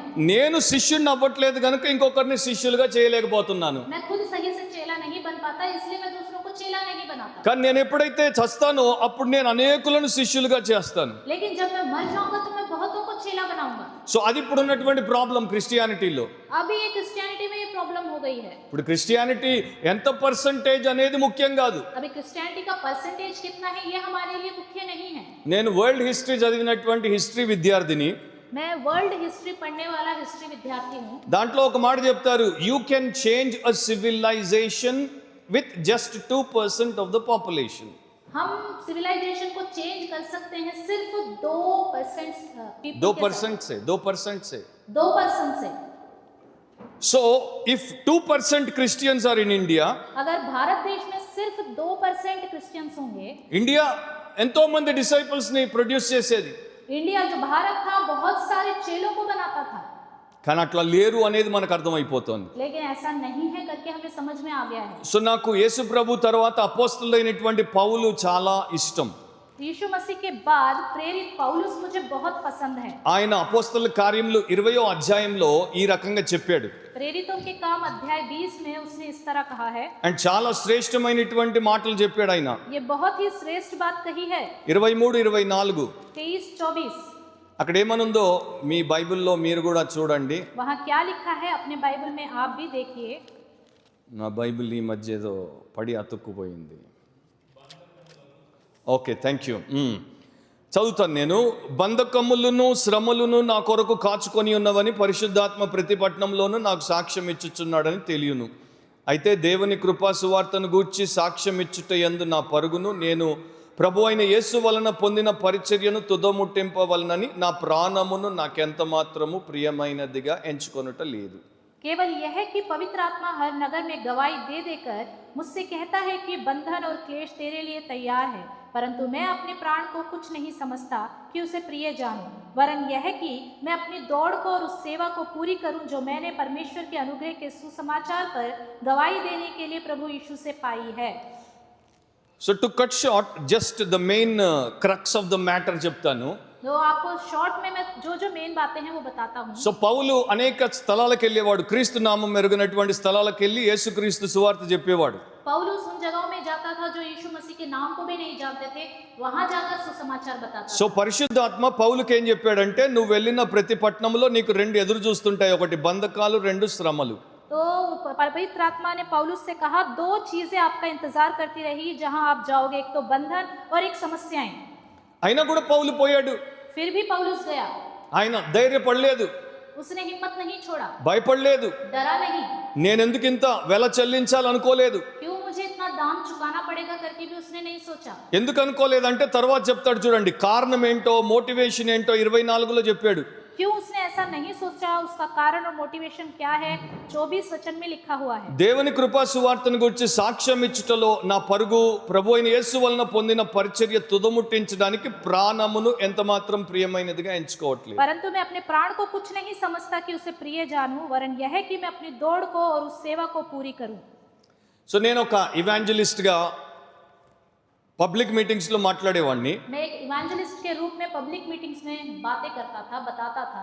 అండ్ ఆ public meetings television, Christian television మనకి శుభవార్త ఆరాధన ఇవి రాక మునుపైతే పెద్దగా ఉండేవి. तो जो ये शुभ वार्ता बाकी चीज आराधना आने से पहले तो वो बहुत ही बड़ा होता था।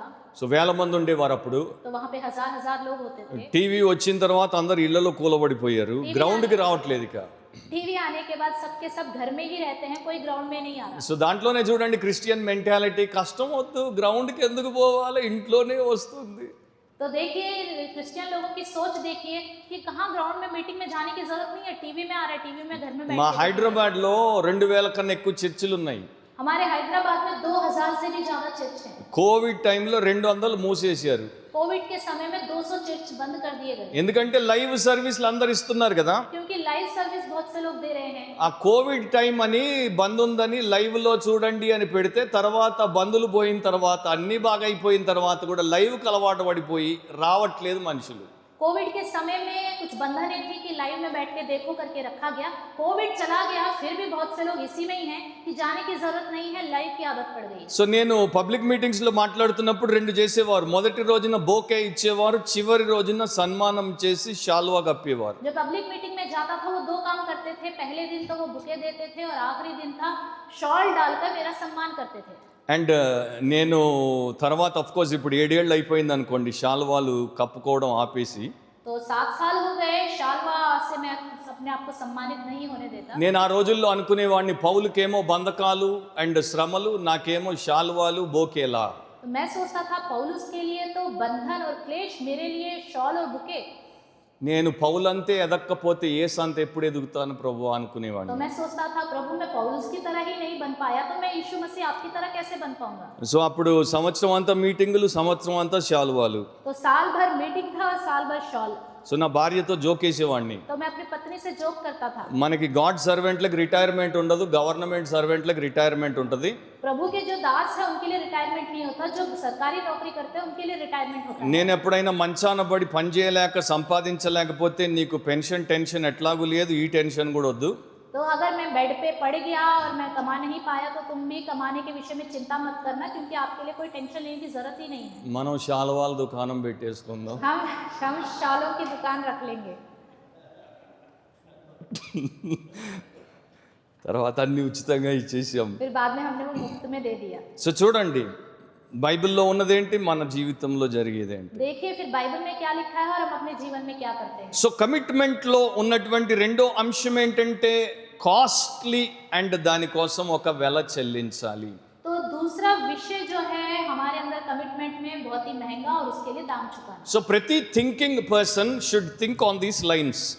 तो हर एक सोचने वाले इंसान को इस लाइन के बारे में सोचना है। దేవుడు నన్ను తన పోలికలో సృష్టించాడు, ఆయన స్వరూపమందు చేసి లోకానికి పంపాడు, యేసు ద్వారా రక్షించాడు. प्रभु ने अपने स्वरूप के अनुसार मुझे बनाया और इस संसार में यीशु मसीह को भेजा।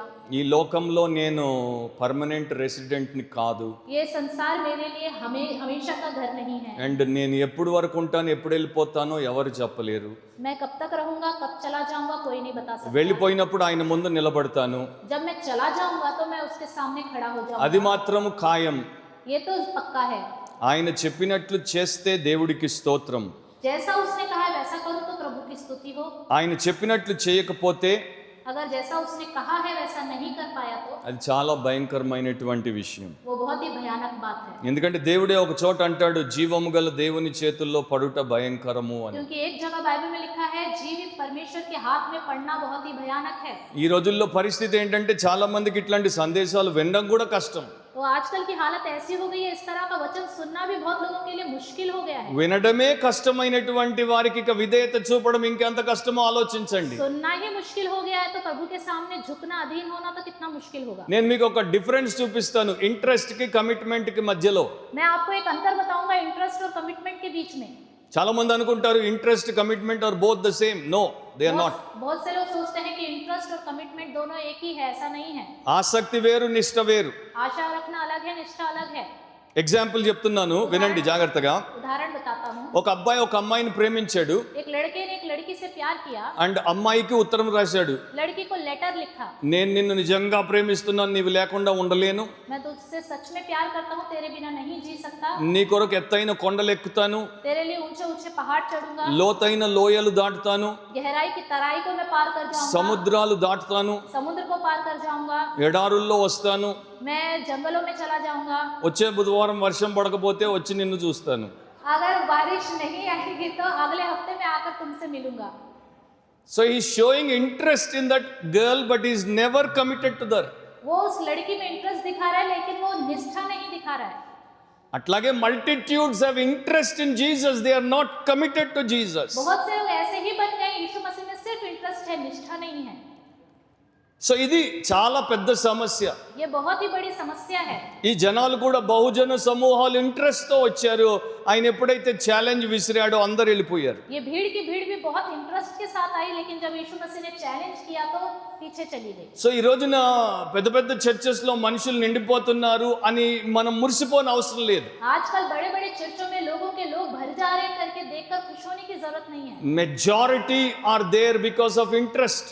बहुत से लोग वहाँ इसलिए हैं कि उनके अंदर इंटरेस्ट है। అండ్ వారికి ఇట్లాంటి ఛాలెంజ్లు ఇవ్వండి, అది ఖాళీ అయిపోతుంది. ఎందుకంటే they do not have any commitment to Christ. क्योंकि इस तरह का चैलेंज उन्हें दो, वो चर्च खाली हो जाएगा, क्योंकि इस तरह की निष्ठा उनके अंदर प्रभु के लिए है ही नहीं। ఒక ఫిల్మ్ యాక్టర్ రక్షించబడ్డాడు అనగానే సోషల్ మీడియా వైరల్ అయిపోతుంది. एक फिल्म एक्टर ने उद्धार पाया, सुनते ही सोशल मीडिया में वायरल हो जाता है। ఒక పాలిటిషియన్ రక్షించబడ్డాడు అంటే సోషల్ మీడియా వైరల్ అయిపోతుంది. एक पॉलिटिशियन ने उद्धार पाया तो सोशल मीडिया में वायरल हो जाता है। లేకపోతే ఇంకొక సెలబ్రిటీ రక్షించబడ్డాడు అంటే వెంటనే వైరల్ అయిపోతుంది. कोई और सेलिब्रिटी ने उद्धार पाया है करके कहेंगे तो वो भी वायरल हो जाता है। కానీ వారు జస్ట్ ఇంట్రెస్ట్ वो सिर्फ एक इंटरेस्ट है, and they wanted to use Jesus for their own end. सिर्फ अपनी इच्छा और अपने लिए ही यीशु मसीह का इस्तेमाल करते हैं। సో మనము కార్య అంతము ముఖ్యముగా చూస్తాం కార్యారంభము కన్నా. कार्य के आरंभ से अच्छा है हमें कार्य के अंत को प्रमुख समझना चाहिए। సో పౌలు లాంటి వ్యక్తులుగా వారు తయారవుతే దేవుడికి స్తోత్రం. अगर पौलुस की तरह वो बन जाए तो प्रभु की स्तुति हो, కానీ వారు అట్లా అవ్వకుండా మధ్యలోనే ఊడిపోతుంటే. लेकिन वो ऐसे बनते ही नहीं, बीच में ही उखड़ जाते हैं। సో పౌలేమన్నాడు, మంచి పోరాటం పోరాడాను, तो पौलुस क्या कहता है, अच्छी दौड़ मैं दौड़ चुका, నా పరుగు కడముట్టించాను, मैं अपनी दौड़ को दौड़ चुका, విశ్వాసము కాపాడుకున్నాను. मैंने अपने विश्वास को बचाया है। యు సీ మై ఫ్రెండ్స్, మనం కాపాడాల్సినవి ఉన్నాయి, మనం కోల్పోవాల్సినవి ఉన్నాయి. कुछ चीजों को हमें बचाना चाहिए, कुछ चीजें हमसे खो जाती हैं। ఏమి కాపాడాలి? విశ్వాసమును కాపాడాలి. क्या बचाना है? विश्वास को बचाना है। మిగతా ఏవి కాపాడుకోకపోతే పర్వాలేదు. बाकी चीजों को जाने दो, उन्हें नहीं बचाए तो कोई फर्क नहीं నా पड़ता। పేరు కాపాడుకోకపోతే పర్వాలేదు, मेरा नाम को मैं बचा नहीं पाया तो कोई बात नहीं, నా ఇమేజ్ కాపాడుకోకపోతే పర్వాలేదు, मैं अपने इमेज को नहीं बचा पाया कोई बात नहीं, నా ఆస్తిపాస్తులు కాపాడుకోకపోతే పర్వాలేదు. मेरी संपत्ति धन को मैं बचा नहीं पाया तो कोई बात नहीं, కానీ నేను నా విశ్వాసాన్ని కాపాడుకోవాలి. लेकिन मुझे मेरे विश्वास को बचाए रखना है। యేసు మీద ఉన్నటువంటి విధేయతను కాపాడుకోవాలి. यीशु मसीह के अंदर जो अधीन रहने का जीवन है उसे बचाए रखना है, ఆ నిష్టను కాపాడుకోవాలి. इस तरह की निष्ठा को भी बचाए रखना है। పౌలే చెప్పాడు అపోస్తల కార్యములు 20వ అధ్యాయం 35లో, పుచ్చుకొనుట కంటే ఇచ్చుట ధన్యము అని. पौलुस ने ही कहा है 20वें अध्याय में 35वें वचन को, పుచ్చుకొనుట కంటే ఇచ్చుట ధన్యము. लेने से देना धन्य है। అది యేసు ప్రభు చెప్పినటువంటి మాటలు. ये सिर्फ यीशु मसीह ने कही है। ఎక్కడ చెప్పాడో సువార్తల్లో కనిపించవు. ये कहाँ कहा है कहीं और सुसमाचार में दिखता नहीं। కొన్ని మరి వారికి ప్రైవేట్ కాన్వర్సేషన్లో యేసు ప్రభు చెప్పు ఉండాలి. शायद उनके जो पर्सनली कॉन्वर्सेशन हुआ होगा उसमें शायद यीशु मसीह ने कहा होगा। పౌలు రాశాడు, బైబిల్లో ఆత్మ ద్వారా రాశాడు కనుక మనం దాన్ని దేవుడి వాక్యముగా ఎగ్జాక్ట్ గా తీసుకుంటున్నాం. पौलुस ने बाइबल में लिखा है तो ये प्रभु का वचन ही है करके हम एग्जैक्टली मान लेते हैं। సో యేసు చెప్పాడు, పుచ్చుకొనుట కంటే ఇచ్చుట ధన్యం. यीशु मसीह ने कहा है कि लेने से देना धन्य है। సో ఆయన మనకి నేర్పిస్తున్నాడు ఆయనలో ఉన్నటువంటి గుణాన్ని. उसके अंदर का जो गुण है वो हमें सिखाता है। నేను నా కుమారుడిని మీకు ఇచ్చాను. దేవుడు లోకమును ఎంతో ప్రేమించును కాగా తన అద్వితీయ కుమారునిగా పుట్టిన వాని యందు విశ్వాసం ఉంచి ప్రతి వాడు నశింపక నిత్య జీవం పొందినట్లు ఆయనను అనుగ్రహించెను. परमेश्वर ने अपना इकलौता पुत्र दे दिया ताकि जो कोई उस पर विश्वास पाए वो उसको उद्धार देगा और उसके लिए एक अनंत जीवन मिला जाएगा, बचाएगा। సో తల్లి తండ్రి వారికి ఇచ్చే గుణం ఉంటే పిల్లలకి ఏం నేర్పిస్తారు? మనం ఇవ్వాలరా నాన్న, మనం ఇవ్వాలరా నాన్న, ఇది అది అడిగి తీసుకోవద్దురా, ఇవ్వాలరా, ఇవ్వడం ముఖ్యం రా అని నేర్పిస్తారు. अगर माता पिता के अंदर देने का गुण होगा तो बच्चों को यही सिखाएंगे, लेना नहीं बेटा, देना अच्छी बात है, दिया करो दिया करो। సో నాకు ఇద్దరు పాపలు. పెద్ద పాప ఇక్కడే గురుగ్రామ్లో ఉంటుంది, ఎయిర్ ఇండియాలో పైలట్గా పనిచేస్తుంది. చిన్న పాప స్పెషల్ నీడ్స్ చైల్డ్ హైదరాబాద్లో మాతో ఉంటుంది. मेरी 2 बेटियां हैं, गुरुग्राम में इंडियन एयरलाइंस में वो एयर इंडिया में वो पायलट के रूप में काम करती है। छोटी वाली जो है उसकी वो हालत ठीक नहीं है, हमारे साथ रहती है। అండ్ పెద్ద పాపకి 7-8 ఏళ్ళప్పుడు ఐస్ క్రీమ్ ఇష్టము. ఐస్ క్రీమ్ కావాలంటే కొనిచ్చాను. तो जब मेरी बड़ी बेटी 7-8 साल की थी तो उसको కుల్ఫీ నాకుతుంది. वो चाट रही थी నేను అన్నాను ఫర్ మీ ఆల్సో तो मैंने कहा मेरे को भी दो, అంటుంది. ఎట్లా? तो वो छुपाने लगी। నేను అనుకున్నాను చిన్న పాప, పర్లేదు, ఇది పిల్లలకు ఉండే బుద్ధి.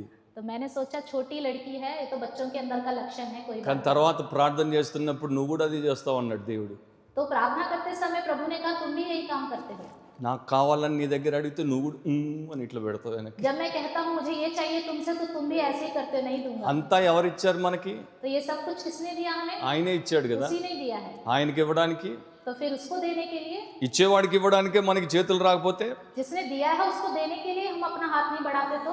సో యేసు మనకి ఇచ్చును, యేసు ఇచ్చును. South India, north India, east India, west India ఎక్కడికి పోయిన ఈ రోజుల్లో యేసు ఇచ్చును, యేసు ఇచ్చును. యేసు బిల్డింగ్ ఇచ్చును, యేసు బండిని ఇచ్చును, యేసు భార్యని ఇచ్చును, యేసు భర్తని ఇచ్చును, యేసు వీసా ఇచ్చును, యేసు.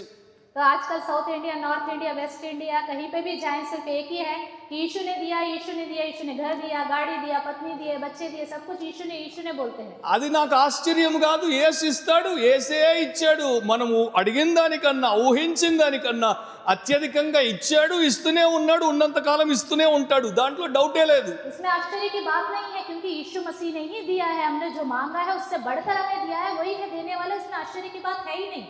ఇప్పుడు క్వశ్చన్ ఏంటంటే అంతగా ఇచ్చినటువంటి యేసుకు ఇచ్చేవాళ్ళు ఎంతమంది తయారయ్యారు? तो आज का प्रश्न ये है, इतना सब कुछ देने वाले यीशु मसीह को देने वाला कौन है? సో యేసు ఇచ్చును అన్నది మనకి తెలుసు, కానీ ఇచ్చినటువంటి యేసుకు ఇవ్వడం అనేది ఆయన శిష్యులకు ఉండే లక్షణం. यीशु मसीह ने सब दिया है, देता है करके पता है, लेकिन यीशु मसीह के चेलों का लक्षण यह है कि यीशु मसीह को जो चाहिए वो हमें देना है। అండ్ నిజంగా చాలా మంది అనుకుంటారు ఇవ్వడం అంటే డబ్బు అనుకుంటారు. డబ్బు దేవుడి దృష్టిలో చివరిది, అది చివరి. लेकिन बहुत से लोग सोचते हैं देना मतलब पैसे देना है, लेकिन प्रभु की नजर में पैसा तो बिल्कुल आखिरी है। ఈ ప్యాసేజ్ లో కూడా మీరు చూస్తే ఫస్ట్ ఫ్యామిలీ విషయంలో అన్నాడు, తర్వాత స్వంతం విషయంలో అన్నాడు, చివరికి డబ్బు గురించి మాట్లాడాడు. यहाँ पे भी अगर इस पैसेज में देखेंगे तो सबसे पहले फैमिली के विषय में, खुद के विषय में, फिर उसके बाद पैसों के विषय में कहा गया। సో దేవుడిని మనం సరిగ్గా అర్థం చేసుకుంటే దేవుడితో మన జీవితం చాలా బాగుంటుంది. अगर प्रभु को हम सही रीति से समझ लेंगे तो प्रभु के साथ हमारा जीवन बहुत अच्छे से रहेगा। ఇంకో 2 और 2 వింటామన్నోళ్ళు దేవుడికి స్తోత్రం చెప్పొచ్చు. जो कहेगा मैं सुनने को तैयार हूँ, प्रभु की स्तुति बोले। ఎల్లవయ్యానా హల్లెలూయానా? जाओ करके बोलोगे या हालेलुया बोलोगे? నా ఫ్లైట్కి ఇంకా కొన్ని గంటల టైం ఉంది. मेरे फ्लाइट के लिए भी कुछ घंटे टाइम है। అండ్ నాకు రేపు మొన్న పొద్దున్నే 8 గంటలకి సర్వీస్ ఉంటుంది. फिर मेरा सुबह 8 घंटे सर्विस भी है, 8 बजे। ఓకే, వెరీ గుడ్, మనం మంచి టైంలో ఉన్నాం. 3వది కమిట్మెంట్ ఇస్ క్రెడిబుల్. तो हमारा तीसरा है कमिटमेंट जो है इनक्रेडिबल है। సో నమ్మకమైన వారిగా వారు తయారవుతారు, నిష్ట కలిగిన వారు. भरोसेमंद और निष्ठा के साथ वो बन जाएंगे। సో దేవుడు నమ్మదగిన వాడు, వారు కూడా అట్లాగే తయారవుతారు. परमेश्वर भरोसेमंद है, वो लोग भी उस तरह बन जाएंगे। సో వారు ఒక మాట చెప్తే దాన్ని తప్పకుండా చేస్తారు. वो एक बात कहते हैं तो उसको वो करके दिखाते हैं। అండ్ వారు నమ్మకత్వానికి నమూనాగా తయారవుతారు. वो भरोसेमंद इंसान के लिए एक नमूने की तरह दिखाई देते हैं। వారికి విశ్వసనీయత వెన్నపూసలాగా అయిపోతుంది. उनके अंदर ये जो विश्वास का जीवन है वो एक रीढ़ की हड्डी के बराबर हो जाता है। ఒకప్పుడు మన తెలుగు రాష్ట్రాల్లో ఒక డైలాగ్ చెప్పేవారు, हमारे तेलुगु राष्ट्र में एक डायलॉग कहते थे, ఆయన మాట తప్పడు మడి మీద ఇప్పడు అని. वो अपनी बात से पीछे नहीं हटता, ఆయన మాట తప్పడు మడి మీద ఇప్పడు. और एड़ी को पीछे नहीं करता। ఆయన సంగతి నాకు తెలియదు కానీ నిజంగా క్రిస్టియన్ బిలీవర్లు ఇట్లా ఉంటారు. उसकी बात तो मुझे नहीं पता, लेकिन जो मसीही लोग होते हैं वो सच में ऐसे कहते हैं। ఎందుకంటే దేవుడి వాక్యంలోనే న్యూ టెస్టమెంట్ లో కూడా అట్లాంటి కొందరిని మనం చూస్తాం. क्योंकि प्रभु के वचन में, नए नियम में भी हम ऐसे लोगों को देखते हैं। అండ్ ఓల్డ్ టెస్టమెంట్ లో ఒక వెరీ అన్నోన్ మ్యాన్ గురించి నేను ఒక 2 మాటలు ఇక్కడ చెప్తాను. पुराने नियम में एक व्यक्ति है जिसको हम बहुत अच्छे से जानते हैं, उसके बारे నేను में बताऊंगा। నేను రక్షించబడిన తర్వాత మొదటి 24 సంవత్సరాలు ఆయన గురించి ఒక్కరు ప్రసంగం చేస్తే వినలేదు. मैंने जब से उद्धार पाया है तब से लेकर अभी तक 24 साल में किसी ने भी उसके बारे में वचन बताते हुए नहीं सुना है। ఆయన భార్య పాపము చేసి పాపులర్ అయిపోయింది, ఆయన మాత్రం మంచి పని చేసి ఇంకా అన్పాపులర్ గానే ఉన్నాడు. उसकी पत्नी ने बहुत से पाप और गलत काम किए इसलिए पॉपुलर हो गई, लेकिन इस व्यक्ति ने अच्छे काम किए और वो पॉपुलर नहीं हुआ। క్విజ్ ఎవరో చెప్తారా పేర్లు? क्विज है, बताएंगे कौन है वो? ఎవరో చెప్పారు ఇక్కడ? बताइए। ఏమ్మా గట్టిగా చెప్పండి. లోతు కాదమ్మా, యోబు కాదు. ఓకే, ఆయన యోబు బాగా పాపులరే. ఇంకొక ఆయన ఉన్నాడు, ఎవరో చెప్పారు? बताइए। ఊరియా కరెక్ట్. ఆయన భార్య బత్షెబ అందరికీ తెలుసు, కానీ ఊరియా గురించి చాలా మంది పెద్దగా తెలుసుకోలేదు. उनकी पत्नी बत्शेबा के बारे में सबको पता है, लेकिन उरिया के बारे में बहुत से लोग अच्छे से नहीं जानते।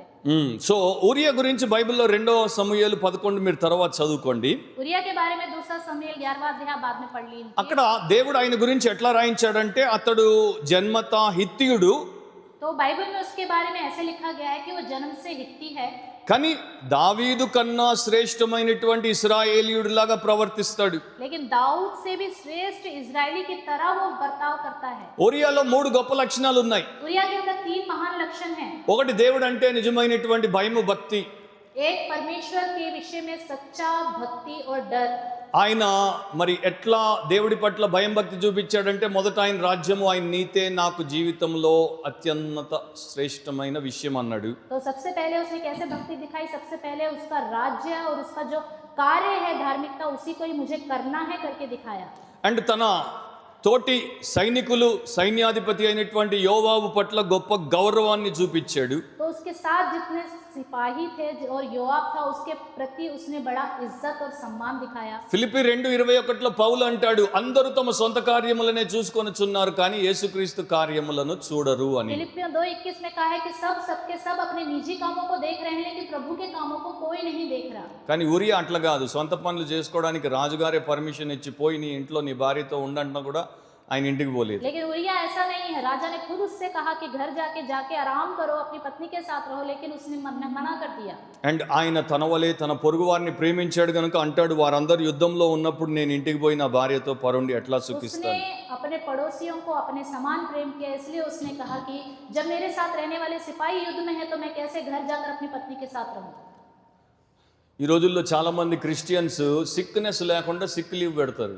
आजकल बहुत से लोग क्रिश्चियन हैं, बीमार नहीं है, लेकिन फिर भी बीमारी के लिए खत लिखते हैं। సిక్ లీవ్ పెట్టి సొంత పనుల మీద ఊరంతా తిరుగుతుంటారు. वो सिक लीव देकर अपने काम के विषय में पूरी शहर घूमते रहेंगे। మీకు మీరు గుర్తొస్తే వెంటనే పాపం ఒప్పుకొని మారుమనసు పొందండి. अगर आप इस विषय में आपको खुद आप याद आ रहे हैं तो तुरंत अपने पाप को मानकर मन फिरा लीजिए। ఈయన అట్లాంటి వాడు కాడు. ये ऐसा नहीं है। రాజుగారే సెలవిచ్చినా పోలేదు ఇంటికి. राजा ने खुद आज्ञा दी, फिर भी वो घर नहीं गया। అక్కడే రాజనగరు దగ్గరే పనివారితో పడుకొని నిద్రపోయాడు.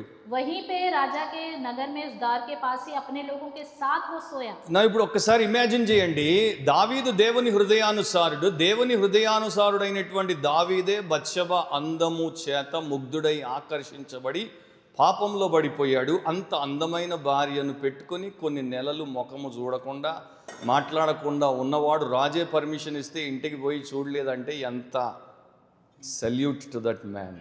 देखिए, दाऊद के विषय में प्रभु कहता है ये मेरे हृदय के इच्छा के अनुसार रहने वाला है। वो ही व्यक्ति जो प्रभु के हृदय के इच्छा के अनुसार रहने वाला, वो बत्शेबा की सुंदरता को देखकर पाप में गिर गया। लेकिन उरिया इतनी अच्छी पत्नी को रखते हुए भी, लेकिन जब राजा ने कहा और आज्ञा दी घर जाओ, लेकिन फिर भी ना जाते हुए अपनी जिम्मेदारी को याद रखकर वो वहां रहा। तो कितना अच्छा इंसान है, सैल्यूट करने वाला इंसान है। మొదట మత్తు లేకుండా ఉన్నప్పుడు పోలేదు, రెండో రోజు రాజు బాగా తాగిచ్చి తినిపించి పొమ్మంటే మత్తుతో కూడా పోడు. पहले जब वो नशे में नहीं था, राजा ने कहा तो नहीं गया। दूसरे दिन राजा ने उसे नशा कराया ज्यादा से ज्यादा, फिर भी वो नहीं गया, वही रहा. సో అతన్ని ఇక దావీదు అనుకుంటాడు, ఇతనితో నేను ఏమి చేయలేని ఇతన్ని వెనక్కి పంపించేయాలని. ఉత్తరం అతనికి రాసిచ్చి పంపిస్తాడు. అతని చేతుల్లోనే అతని లైఫ్ సెంటెన్స్ పెట్టేశాడు, ఆర్ డెత్ సెంటెన్స్ పెట్టేశాడు. जब दाऊद को पता चल गया ये नहीं जाने वाला है, सुनने वाला नहीं है, तो उसको युद्ध में भेजा। उसी के हाथ में उसकी मृत्यु के लिए जो खत था वो खत उसी के साथ भेजा, और उसकी मृत्यु उसी के हाथ में जो खत थी उसी की वजह से होगी गई। సో హిందీలో అంటారు కదా, ప్రాణ్ జాయ పర్ వచన్ న జాయ. సో ఆయన అట్లాంటి వాడనమాట ఉరియా. तो इस तरह का इंसान था उरिया। ఆయన జీవితాన్ని వారు తీసేసుకున్న ఇచ్చేసాడు, కానీ నమ్మకత్వాన్ని విడిచిపెట్టలేదు. उसके जीवन को उन्होंने ले लिया तो उसने दे दिया, लेकिन उसने भरोसा नहीं छोड़ा, भरोसेमंद हमेशा रहा। సో ఇప్పుడు మనకున్న చర్చెస్లో ఎంతమందిని మనం ఇట్లాంటి వారిగా కౌంట్ చేయగలము? तो आजकल जो चर्चेस हैं हमारे सामने, उनमें से ऐसे लोग कितने होंगे जिन्हें हम गिन सकते हैं? ఎంతమందిని కౌంట్ చేయగలం? జస్ట్ మీరు ఒకసారి డీప్గా ఆలోచించి చూడండి. कितने लोगों को हम गिन सकते हैं? एक बार गहराई से सोच कर देखिए। మన దేశంలో కూడా విపరీతమైనటువంటి పర్సిక్యూషన్ వస్తే ఎంతమంది నిజముగా యేసు కొరకు నిలబడతారు? तो हमारे देश में भी बहुत से प्रभु के लोगों के लिए अगर क्लेश समस्या आ जाए तो कितने लोग जो हैं स्थिर रहने वाले हैं? పెద్ద స్ట్రక్చర్స్లో డిమ్ లైట్స్లో వెనకాల స్మోకు ఫాగ్ లైట్లలో చేతులు అని ట్రాన్స్ లాగా పాడడం గొప్ప కాదు. एक बड़े से स्ट्रक्चर में तो बड़ा सा यहाँ से उधर से फॉग आते हुए हाथों को उठाकर करके गाना बड़ी बात नहीं। రియల్ లైఫ్లో ప్రతిరోజు దేవుడి కొరకు బ్యాటిల్స్ ఎదుర్కొని నమ్మకంగా పరిశుద్ధంగా దైవ చిత్తాన్ని జరిగించుట గొప్పది. लेकिन रियल लाइफ में प्रभु के लिए समस्या क्लेशों का सामना करते रहते हुए आगे बढ़ते जाना ही है ये सही जीवन। సో ఈ Uriah unknown character, but he has great character. ये जो उरिया है इसकी पहचान नहीं है ज़्यादा से ज़्यादा, लेकिन फिर भी बहुत ही महान उसका कैरेक्टर है। లాస్ట్ ఈ పాయింట్తో నేను ప్రార్థన చేసేస్తాను. लास्ट एक पॉइंट बताकर मैं प्रार्थना करूंगा। Christ like commitment is Christ like. जो हमारा कमिटमेंट होना चाहिए वो यीशु मसीह की तरह होना चाहिए। సో యేసుప్రభు గురించి మీరు న్యూ టెస్టిమెంట్ చదివినప్పుడు చాలా గొప్ప సంగతులు చదువుతారు. ఆయన జీవితంలో ఎట్లాంటి నిష్ట ఉండింది చూడండి. यीशु मसीह के बारे में जब हम नया नियम देखते हैं तो हमें बहुत सारी बातें मिलती हैं कि यीशु मसीह के अंदर कितना कमिटमेंट, निष्ठा वाला जीवन था। హెబ్రీ పత్రిక 10వ అధ్యాయము 7వ వచనంలో ఆయన ఏమంటాడు? గ్రంథపు చుట్టలో నన్ను గురించి రాయబడిన ప్రకారము దేవా నీ చిత్తము నెరవేర్చుటకు ఇదిగో నేను వచ్చి ఉన్నానంటిని. इब्रानियों 10:7 में कैसे कहता है कि जो पुस्तक में लिखा हुआ है उसको मैं पूरा करने के लिए देखो मैं आ गया पिता। సో ఇప్పుడు యేసు ఆ పుస్తకంలో రాయబడిందని చేయడానికే వచ్చాడు, చేశాడు. यीशु मसीह ने उस पुस्तक में जो उसके बारे में लिखा था उसी को ही करने के लिए वो आया और उसने किया। సో మనకి ఇంత పెద్ద పుస్తకం ఇచ్చాడు. దీంట్లో మనకి దేవుడి వాక్యము ఉదయము రాత్రి ధ్యానించమన్నాడు, దాని ప్రకారము జీవించమన్నాడు. మరి మనము దీని ఎదుట దేవుడు నిలబెట్టినప్పుడు, దీంతో నిలబెట్టినప్పుడు దీని ప్రకారం మనము ఎంతగా పాటించలేదన్నది లెక్కలోకి వస్తుంది. प्रभु ने हमें इतनी बड़ी पुस्तक दी है, इसके अंदर की बातों को पढ़ने के लिए सुबह शाम कहा है। पढ़ने के बाद इसको जब हम अपने सामने रखते हैं तो इसमें से कितनी बातें हम के अनुसार हम चलने वाले हैं, पालन करने वाले हैं, हमें पता होना चाहिए। ఎందుకంటే మొదటి పేతురు 2:21 ప్రకారం ఆయన విడిచిన అడుగుజాడల్లో మనం అడుగులేసి నడుచుకోవడానికి ఆయన మాదిరి విడిచిపెట్టాడు. पहला पत्रस 2:21 में उसके पद चिन्हों पर चलने के लिए वो एक नमूना बन के हमारे लिए गया है। సో లూకా 2:51 ప్రకారము తల్లిదండ్రులకు లోబడతాడు. लूका 2:51 के अनुसार वो अपने माता पिता के अधीन में रहने वाला है। లూకా 2:49 ప్రకారము ఆయన తన తండ్రి పనుల మీద ఉన్నాడు. लूका 2:49 के अनुसार वो अपने पिता के काम में लगा हुआ था।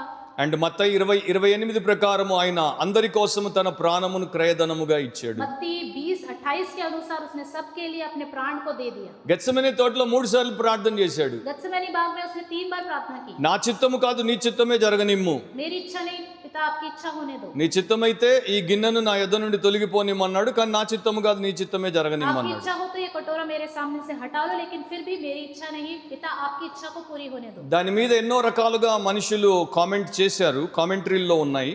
इसके विषय में बहुत से लोगों ने कमेंट किया है, कमेंट्री में लिखा हुआ है। ఒక థాట్ ఇది, it could be right, it could not be right. एक सोच है, ये सही भी हो सकता है, गलत भी। 3 సార్లు ఎందుకు చేశాడంటే మనకున్నటువంటి 3 ఏరియాస్ ఆఫ్ వీక్నెసెస్ కొరకు ఆయన మనకి ఒక ఎగ్జాంపుల్ ఇచ్చాడు. 3 बार क्यों करा? 3 एरियाज की जो वीकनेस है उसके बारे में एक एग्जांपल देते हुए बताया गया। మనకి మానసికంగా బలహీనత ఉంది గనుక, क्योंकि ये मानसिक रूप से हमारे अंदर कमजोरी होती है, नंबर 1। ఆత్మీయంగా బలహీనలం గనుక, आत्मिक रूप से हम कमजोर होते हैं, नंबर 2। శారీరకంగా బలహీనలం గనుక.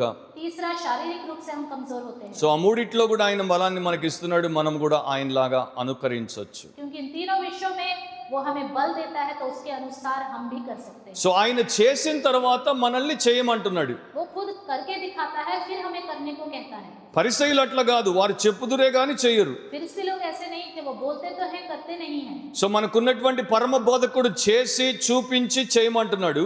तो हमारा जो ये परम बोधक है वो पहले दिखाता है, करता है और करके कहता है तुम करो। అందుకనే మన ఫస్ట్ ఎగ్జాంపుల్, ప్రైమ్ ఎగ్జాంపుల్ ఎవరంటే యేసే. तो हमारे लिए पहला एग्जाम्पल सिर्फ एक ही है, वो है Yeshu Masih. A preacher, a pastor, a man మనకి ఎగ్జాంపుల్ గా ఉండరు. कोई प्रीचर, कोई पास्टर, कोई इंसान हमारे लिए एग्जाम्पल के रूप में नहीं रह सकता। మనకి యేసే మెయిన్ ఎగ్జాంపుల్. हमारे लिए यीशु मसीह ही मेन एक एग्जाम्पल है। దేవుడి పట్ల నమ్మకంగా ఉండి నీతితో సేవ చేసినటువంటి వారిని రెండింతల సన్మానానికి పాత్రులుగా ఎంచొచ్చు, కానీ వారు మన ఎగ్జాంపుల్స్ గారు. तो प्रभु के लिए सेवा करके समर्पित होकर दो दुगना एग्जाम्पल और आशीष का कारण हुए लोगों को हम देख के चल सकते हैं, लेकिन वो हमारे लिए पहले मुख्य एग्जाम्पल नहीं है। సో ఈ 1921లో ఫిబ్రవరి 15 ప్రపంచంలో ఒక వింతైనటువంటి సర్జరీ జరిగింది. फरवरी 15, 1951 में एक 21 में एक अजीब सी सर्जरी हुई। అది న్యూయార్క్లో కేన్ సమిట్ హాస్పిటల్లో జరిగింది. न्यूयॉर्क में केन समिट हॉस्पिटल में ये हुआ था। ఆ సర్జరీ చేసినటువంటి డాక్టర్ పేరు doctor Evan O'Neill Kane. तो जिस सर्जरी जिस डॉक्टर ने की थी उसका नाम था डॉक्टर इवान नील केल। Ivan O'Neill Kane. Ivan ओ नील केल। యా. సో ఆయన అపెండిసైటిస్ ఆపరేషన్ చేశాడు. तो उसने अपेंडिक्साइट का ऑपरेशन किया था। ఆయన ఓవర్ 30 years 4000 ఆపరేషన్ సక్సెస్ఫుల్ గా చేసిన వ్యక్తి. 30 साल से ऑपरेशन सक्सेसफुली करते हुए आने वाला व्यक्ति है। 4000 से ऊपर किया है. అండ్ ఆయన ఏంటంటే జనరల్ అనస్థీసియాని కాదని లోకల్ అనస్థీసియాని ఇంట్రడ్యూస్ చేశాడు. जनरल एनेस्थीसिया नहीं करके उसने लोकल एनेस्थीसिया को लेके आया था दुनिया में। జనరల్ అనస్థీసియా అంటే మొత్తం బాడీకి వారు మత్తునిస్తారు. जनरल एनेस्थीसिया मतलब पूरे शरीर को सुन कर देता है। లోకల్ అంటే ఎక్కడ సర్జరీయో ఆ భాగమునే మత్తుతో మొద్దుబరుస్తారు. लोकल मतलब जहाँ पे ऑपरेशन होगा उसी जगह को, उसी भाग को जो है सुन करना। సో ఆయన దీన్ని ప్రపోజ్ చేసినప్పుడు ఆయన ఫ్రాటర్నిటీ, డాక్టర్స్, తర్వాత ఇతరులు అందరూ కూడా బేష్ అన్నారు, కానీ ఎవరు ముందుకు రావట్లేదు. जब उसने इस बात को सबके सामने रखा, सब खुश तो हो गए, लेकिन कोई करने के लिए आगे नहीं आ रहा। సో పేషెంట్ లేడు అండ్ డాక్టర్ ముందుకు వచ్చి దాన్ని ఎండోర్స్ చేయట్లేదు. पेशेंट भी नहीं है, डॉक्टर भी आगे आके एंडोर्स नहीं कर रहे। సో చివరికి ఒక పేషెంట్ దొరికాడు. 15 ఫిబ్రవరి 1921 సర్జరీ అయిపోయింది. 2 days తర్వాత ప్రపంచ వార్తాపత్రికల్లో లోకల్ అనస్థీసియా సక్సెస్ఫుల్ అని వచ్చింది. 1921 में 15 फरवरी को एक पेशेंट मिल गया, उसके साथ ऐसा एनेस्थीसिया दिया गया और उस कुछ दिनों के बाद न्यूज़ में आ गया कि ये लोकल एनेस्थीसिया के द्वारा सर्जरी हुई है। బట్ 2 సర్ప్రైజ్లు ఉన్నాయి దాంట్లో. लेकिन उसमें 2 सरप्राइज है। ఒకటేమో లోకల్ అనస్థీసియా సక్సెస్ఫుల్, एक तो लोकल एनेस्थीसिया सक्सेसफुल हो गया, రెండవది patient is none other than doctor Evan O'Neill Kane himself. दूसरा ये था कि वो कोई और नहीं था, पेशेंट खुद, वो स्वयं जिसने उसको इंट्रोड्यूस किया था वही डॉक्टर। సో ఆపరేషన్ థియేటర్లో ఎదుట అద్దాలు ఫిక్స్ చేపించి ఆయన పొట్టను అద్దంలో చూసి ఇక్కడ లోకల్ అనస్థీసియా ఇచ్చి కోసి దాన్ని సర్జరీ చేసి కుట్లేసి 2 రోజులు ఐసీయూలో పండుకొని లేచి బయటకు వచ్చి పేషెంట్లారా ఇప్పుడైనా మీ డాక్టర్ని మీరు నమ్ముతారా అని అడిగాడు. खुद शीशे के सामने खड़े होकर अपने पेट को काटा, लोकल एनेस्थीसिया देखकर और सर्जरी कर कर वो ठीक होकर बाहर आया, खड़े होकर सबसे कहा अब कम से कम विश्वास करोगे इस विषय में। సో పేషెంట్లు డాక్టర్ని నమ్మడానికి డాక్టరే పేషెంట్ అయ్యాడు. మనుషులు మనుషుల్లాగా ఎట్లా బ్రతకాలో నేర్పడానికి దేవుడు మానవుడయ్యాడు. ఆయన పేరు యేసుక్రీస్తు. ఆయన మనకు మాదిరి. पेशेंट डॉक्टर पर भरोसा कर सके इसलिए डॉक्टर पेशेंट बना और हम पापियों को, लोगों को बचाने के लिए, अपना नमूना दिखाने के लिए हमारे सामने खुद यीशु मसीह मनुष्य बन के आया और नमूना बना। సో నేను నమ్మేది ఏంటంటే ఇంత గొప్ప సత్య గ్రంథాన్ని ఇచ్చి పరిశుద్ధాత్మనిచ్చి యేసు మనకు మాదిరిగా ఉండి దేవుడు ప్రేమ స్వరూపుడు మనకి ఇంత గొప్ప అవకాశం ఇచ్చిన తర్వాత మనం దీన్ని లెక్క చేయకుండా జీవితాన్ని మనం అలా వృధా చేసుకుంటే we will be the biggest criminals in eternity. तो मेरा कहने का मतलब ये है, हमारे सामने प्रभु ने क्या इसकी बड़ी किताब बाइबल दी है, खुद यीशु मसीह हमारे सामने एक नमूना बनकर आकर उसने जी के दिखाया। अगर हम फिर भी ऐसे नहीं रह सकते तो हम ही एक बड़े क्रिमिनल हैं, रह जाएंगे, क्रिमिनल बनकर रह जाएंगे। let no one remain as a criminal forever, but let everyone become a child of God. तो अब कोई क्रिमिनल बन के ना रहे, प्रभु की संतान बन के रहे। తలంచండి, కళ్ళు మూసుకోండి, ప్రార్థన చేద్దాం. आइए सर झुकाएंगे और आंखें बंद करके प्रार्थना करेंगे। ఈ దినం దేవుడు తన దాసుని మరి ప్రేరేపించి పాస్టర్ కిషోర్ గారు, వారి కుటుంబం, వారి సంఘం ఢిల్లీలో కొంతమంది మంచి క్రైస్తవ విశ్వాసులుగా దేవుడిని ప్రేమించి దేవుడికి ప్రతిష్ఠించుకుని దేవుడి కొరకు వాడబడాలి. అలా సౌత్ ఇండియాలో దేవుడు మాకు ఇచ్చిన కొన్ని ఆధిక్యతలు నార్త్ ఇండియాలో కూడా ఉండాలి అన్న ఉద్దేశంతో ఆయన ఏమీ ఆశించకుండా, ఎవరినేమి అడగకుండా ఈ కూడిక మన కొరకు ఏర్పాటు చేశాడు. మనం చక్కగా ప్రశాంతంగా దేవుడి సన్నిధిలో ఇంతసేపు గడిపాం. సో ఈ మంచి ఐఎమ్ సారీ, ప్లీజ్ ట్రాన్స్లేట్ अभी సిస్టర్. तक पास्टर किशोर और उनके परिवार ने मिलकर जो एक ये महान सभा रखा है और यहाँ पे प्रभु में चलने वाले सही विश्वासी लोग जितने भी इकट्ठा हुए हैं, उन सबको प्रभु का वचन जो प्रभु ने मुझे अभी तक नॉर्थ इंडिया में, साउथ इंडिया में इस्तेमाल किया, वही कार्य नॉर्थ इंडिया में होने के लिए भी मुझे यहाँ बुला के लाया, अच्छा मौका दिया, इससे प्रभु का धन्यवाद करता हूँ। సో మనము దీవించబడదాం, మనం అట్లాంటి మంచి తీర్మానం చేద్దాం. ఎందుకంటే మన దేవుడు ఎంతో శ్రేష్ఠుడు, ఆయనలోనే మనకు ప్రతి విధమైన శ్రేయస్సు ఉంది. तो हम आशीष पाएंगे, प्रभु में रहेंगे, क्योंकि वही बहुत श्रेष्ठ है और वो श्रेष्ठ के साथ हम रहकर चलेंगे। సో నీవు ఇంకా పాప క్షమాపణ పొంది రక్షించబడకపోతే ఇది మంచి సమయం. నేడే రక్షణ దినం, ఇదే మిక్కిలి అనుకూలమైన సమయం. यदि आपने अभी पापों को नहीं माना है, उद्धार नहीं पाया है, यही अच्छा मौका है, पापों को मानकर मन फिराओ। అండ్ రక్షించబడిన వారిగా మనము దేవుడికి లోబడి ఆయన్ని నూతన సృష్టిగా నిష్ఠతో మహిమపరుద్దాం.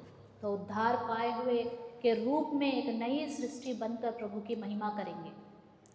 ప్రేమగల మా తండ్రి, ఈ దినమంతా కూడా మీ సన్నిధిలో మీ యొక్క శ్రేష్టమైన వాక్యమును వినుటకు మాకు ఇచ్చిన ధన్యత కొరకు స్తోత్రములు. हे प्रिय परमेश्वर, आज पूरे दिन आपके सम्मुख में धन्य वचन सुनने के लिए हमें मौका दिया, इसलिए आपकी स्तुति हो। వచ్చిన ప్రతి ప్రియ బిడ్డను, చిన్నవారిని పెద్దవారిని మీరు దృష్టించి దీవించండి.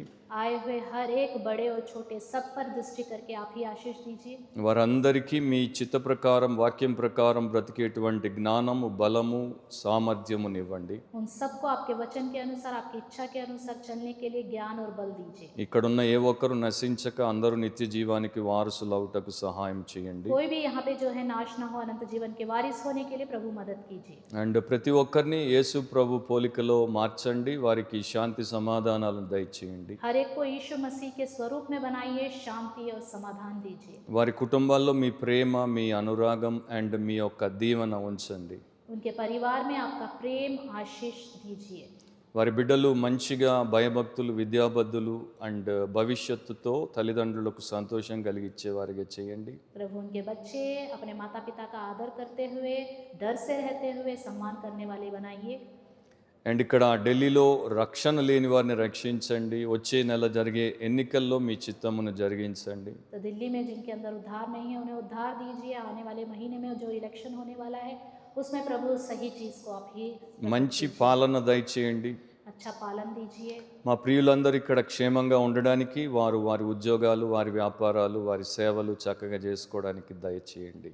प्रभु जो आपके प्रिय हैं, वो यहाँ पे अच्छे से जीवन बिताने के लिए उनकी नौकरियाँ, उनके व्यापार में, उनके कामों में आप ही मदद की के बढ़ोतरी दीजिए। వీరందరినీ మీ సాక్షులుగా, మీ సేవకులుగా వాడుకోండి. इन सबको आपकी गवाही के तौर में, सेवक के रूप में आप ही इस्तेमाल कीजिए। మీ దాసులు, మా సహోదరులు కిషోర్ గారిని, వారి కుటుంబాన్ని, వారి సంఘ పరిచర్యలను, వారికి సహకరిస్తున్న వారిని అందరినీ దీవించండి. आपके दास किशोर ब्रदर, उनके परिवार, उनके कलीसिया में के लोग और जितने उनके साथ मिलकर मदद कर रहे हैं, उन सबको आशीष दीजिए। మీకే సమస్త ఘనత, మహిమ, ప్రభావములు ఆరోపించి యేసు ప్రభు శ్రేష్ఠ నామమున ప్రార్థిస్తున్నాం తండ్రి. आपको ही सारी आदर महिमा देते हुए यीशु मसीह के श्रेष्ठ नाम से मांगते हैं। ఆమేన్. आमीन। Thank you very much. God bless you.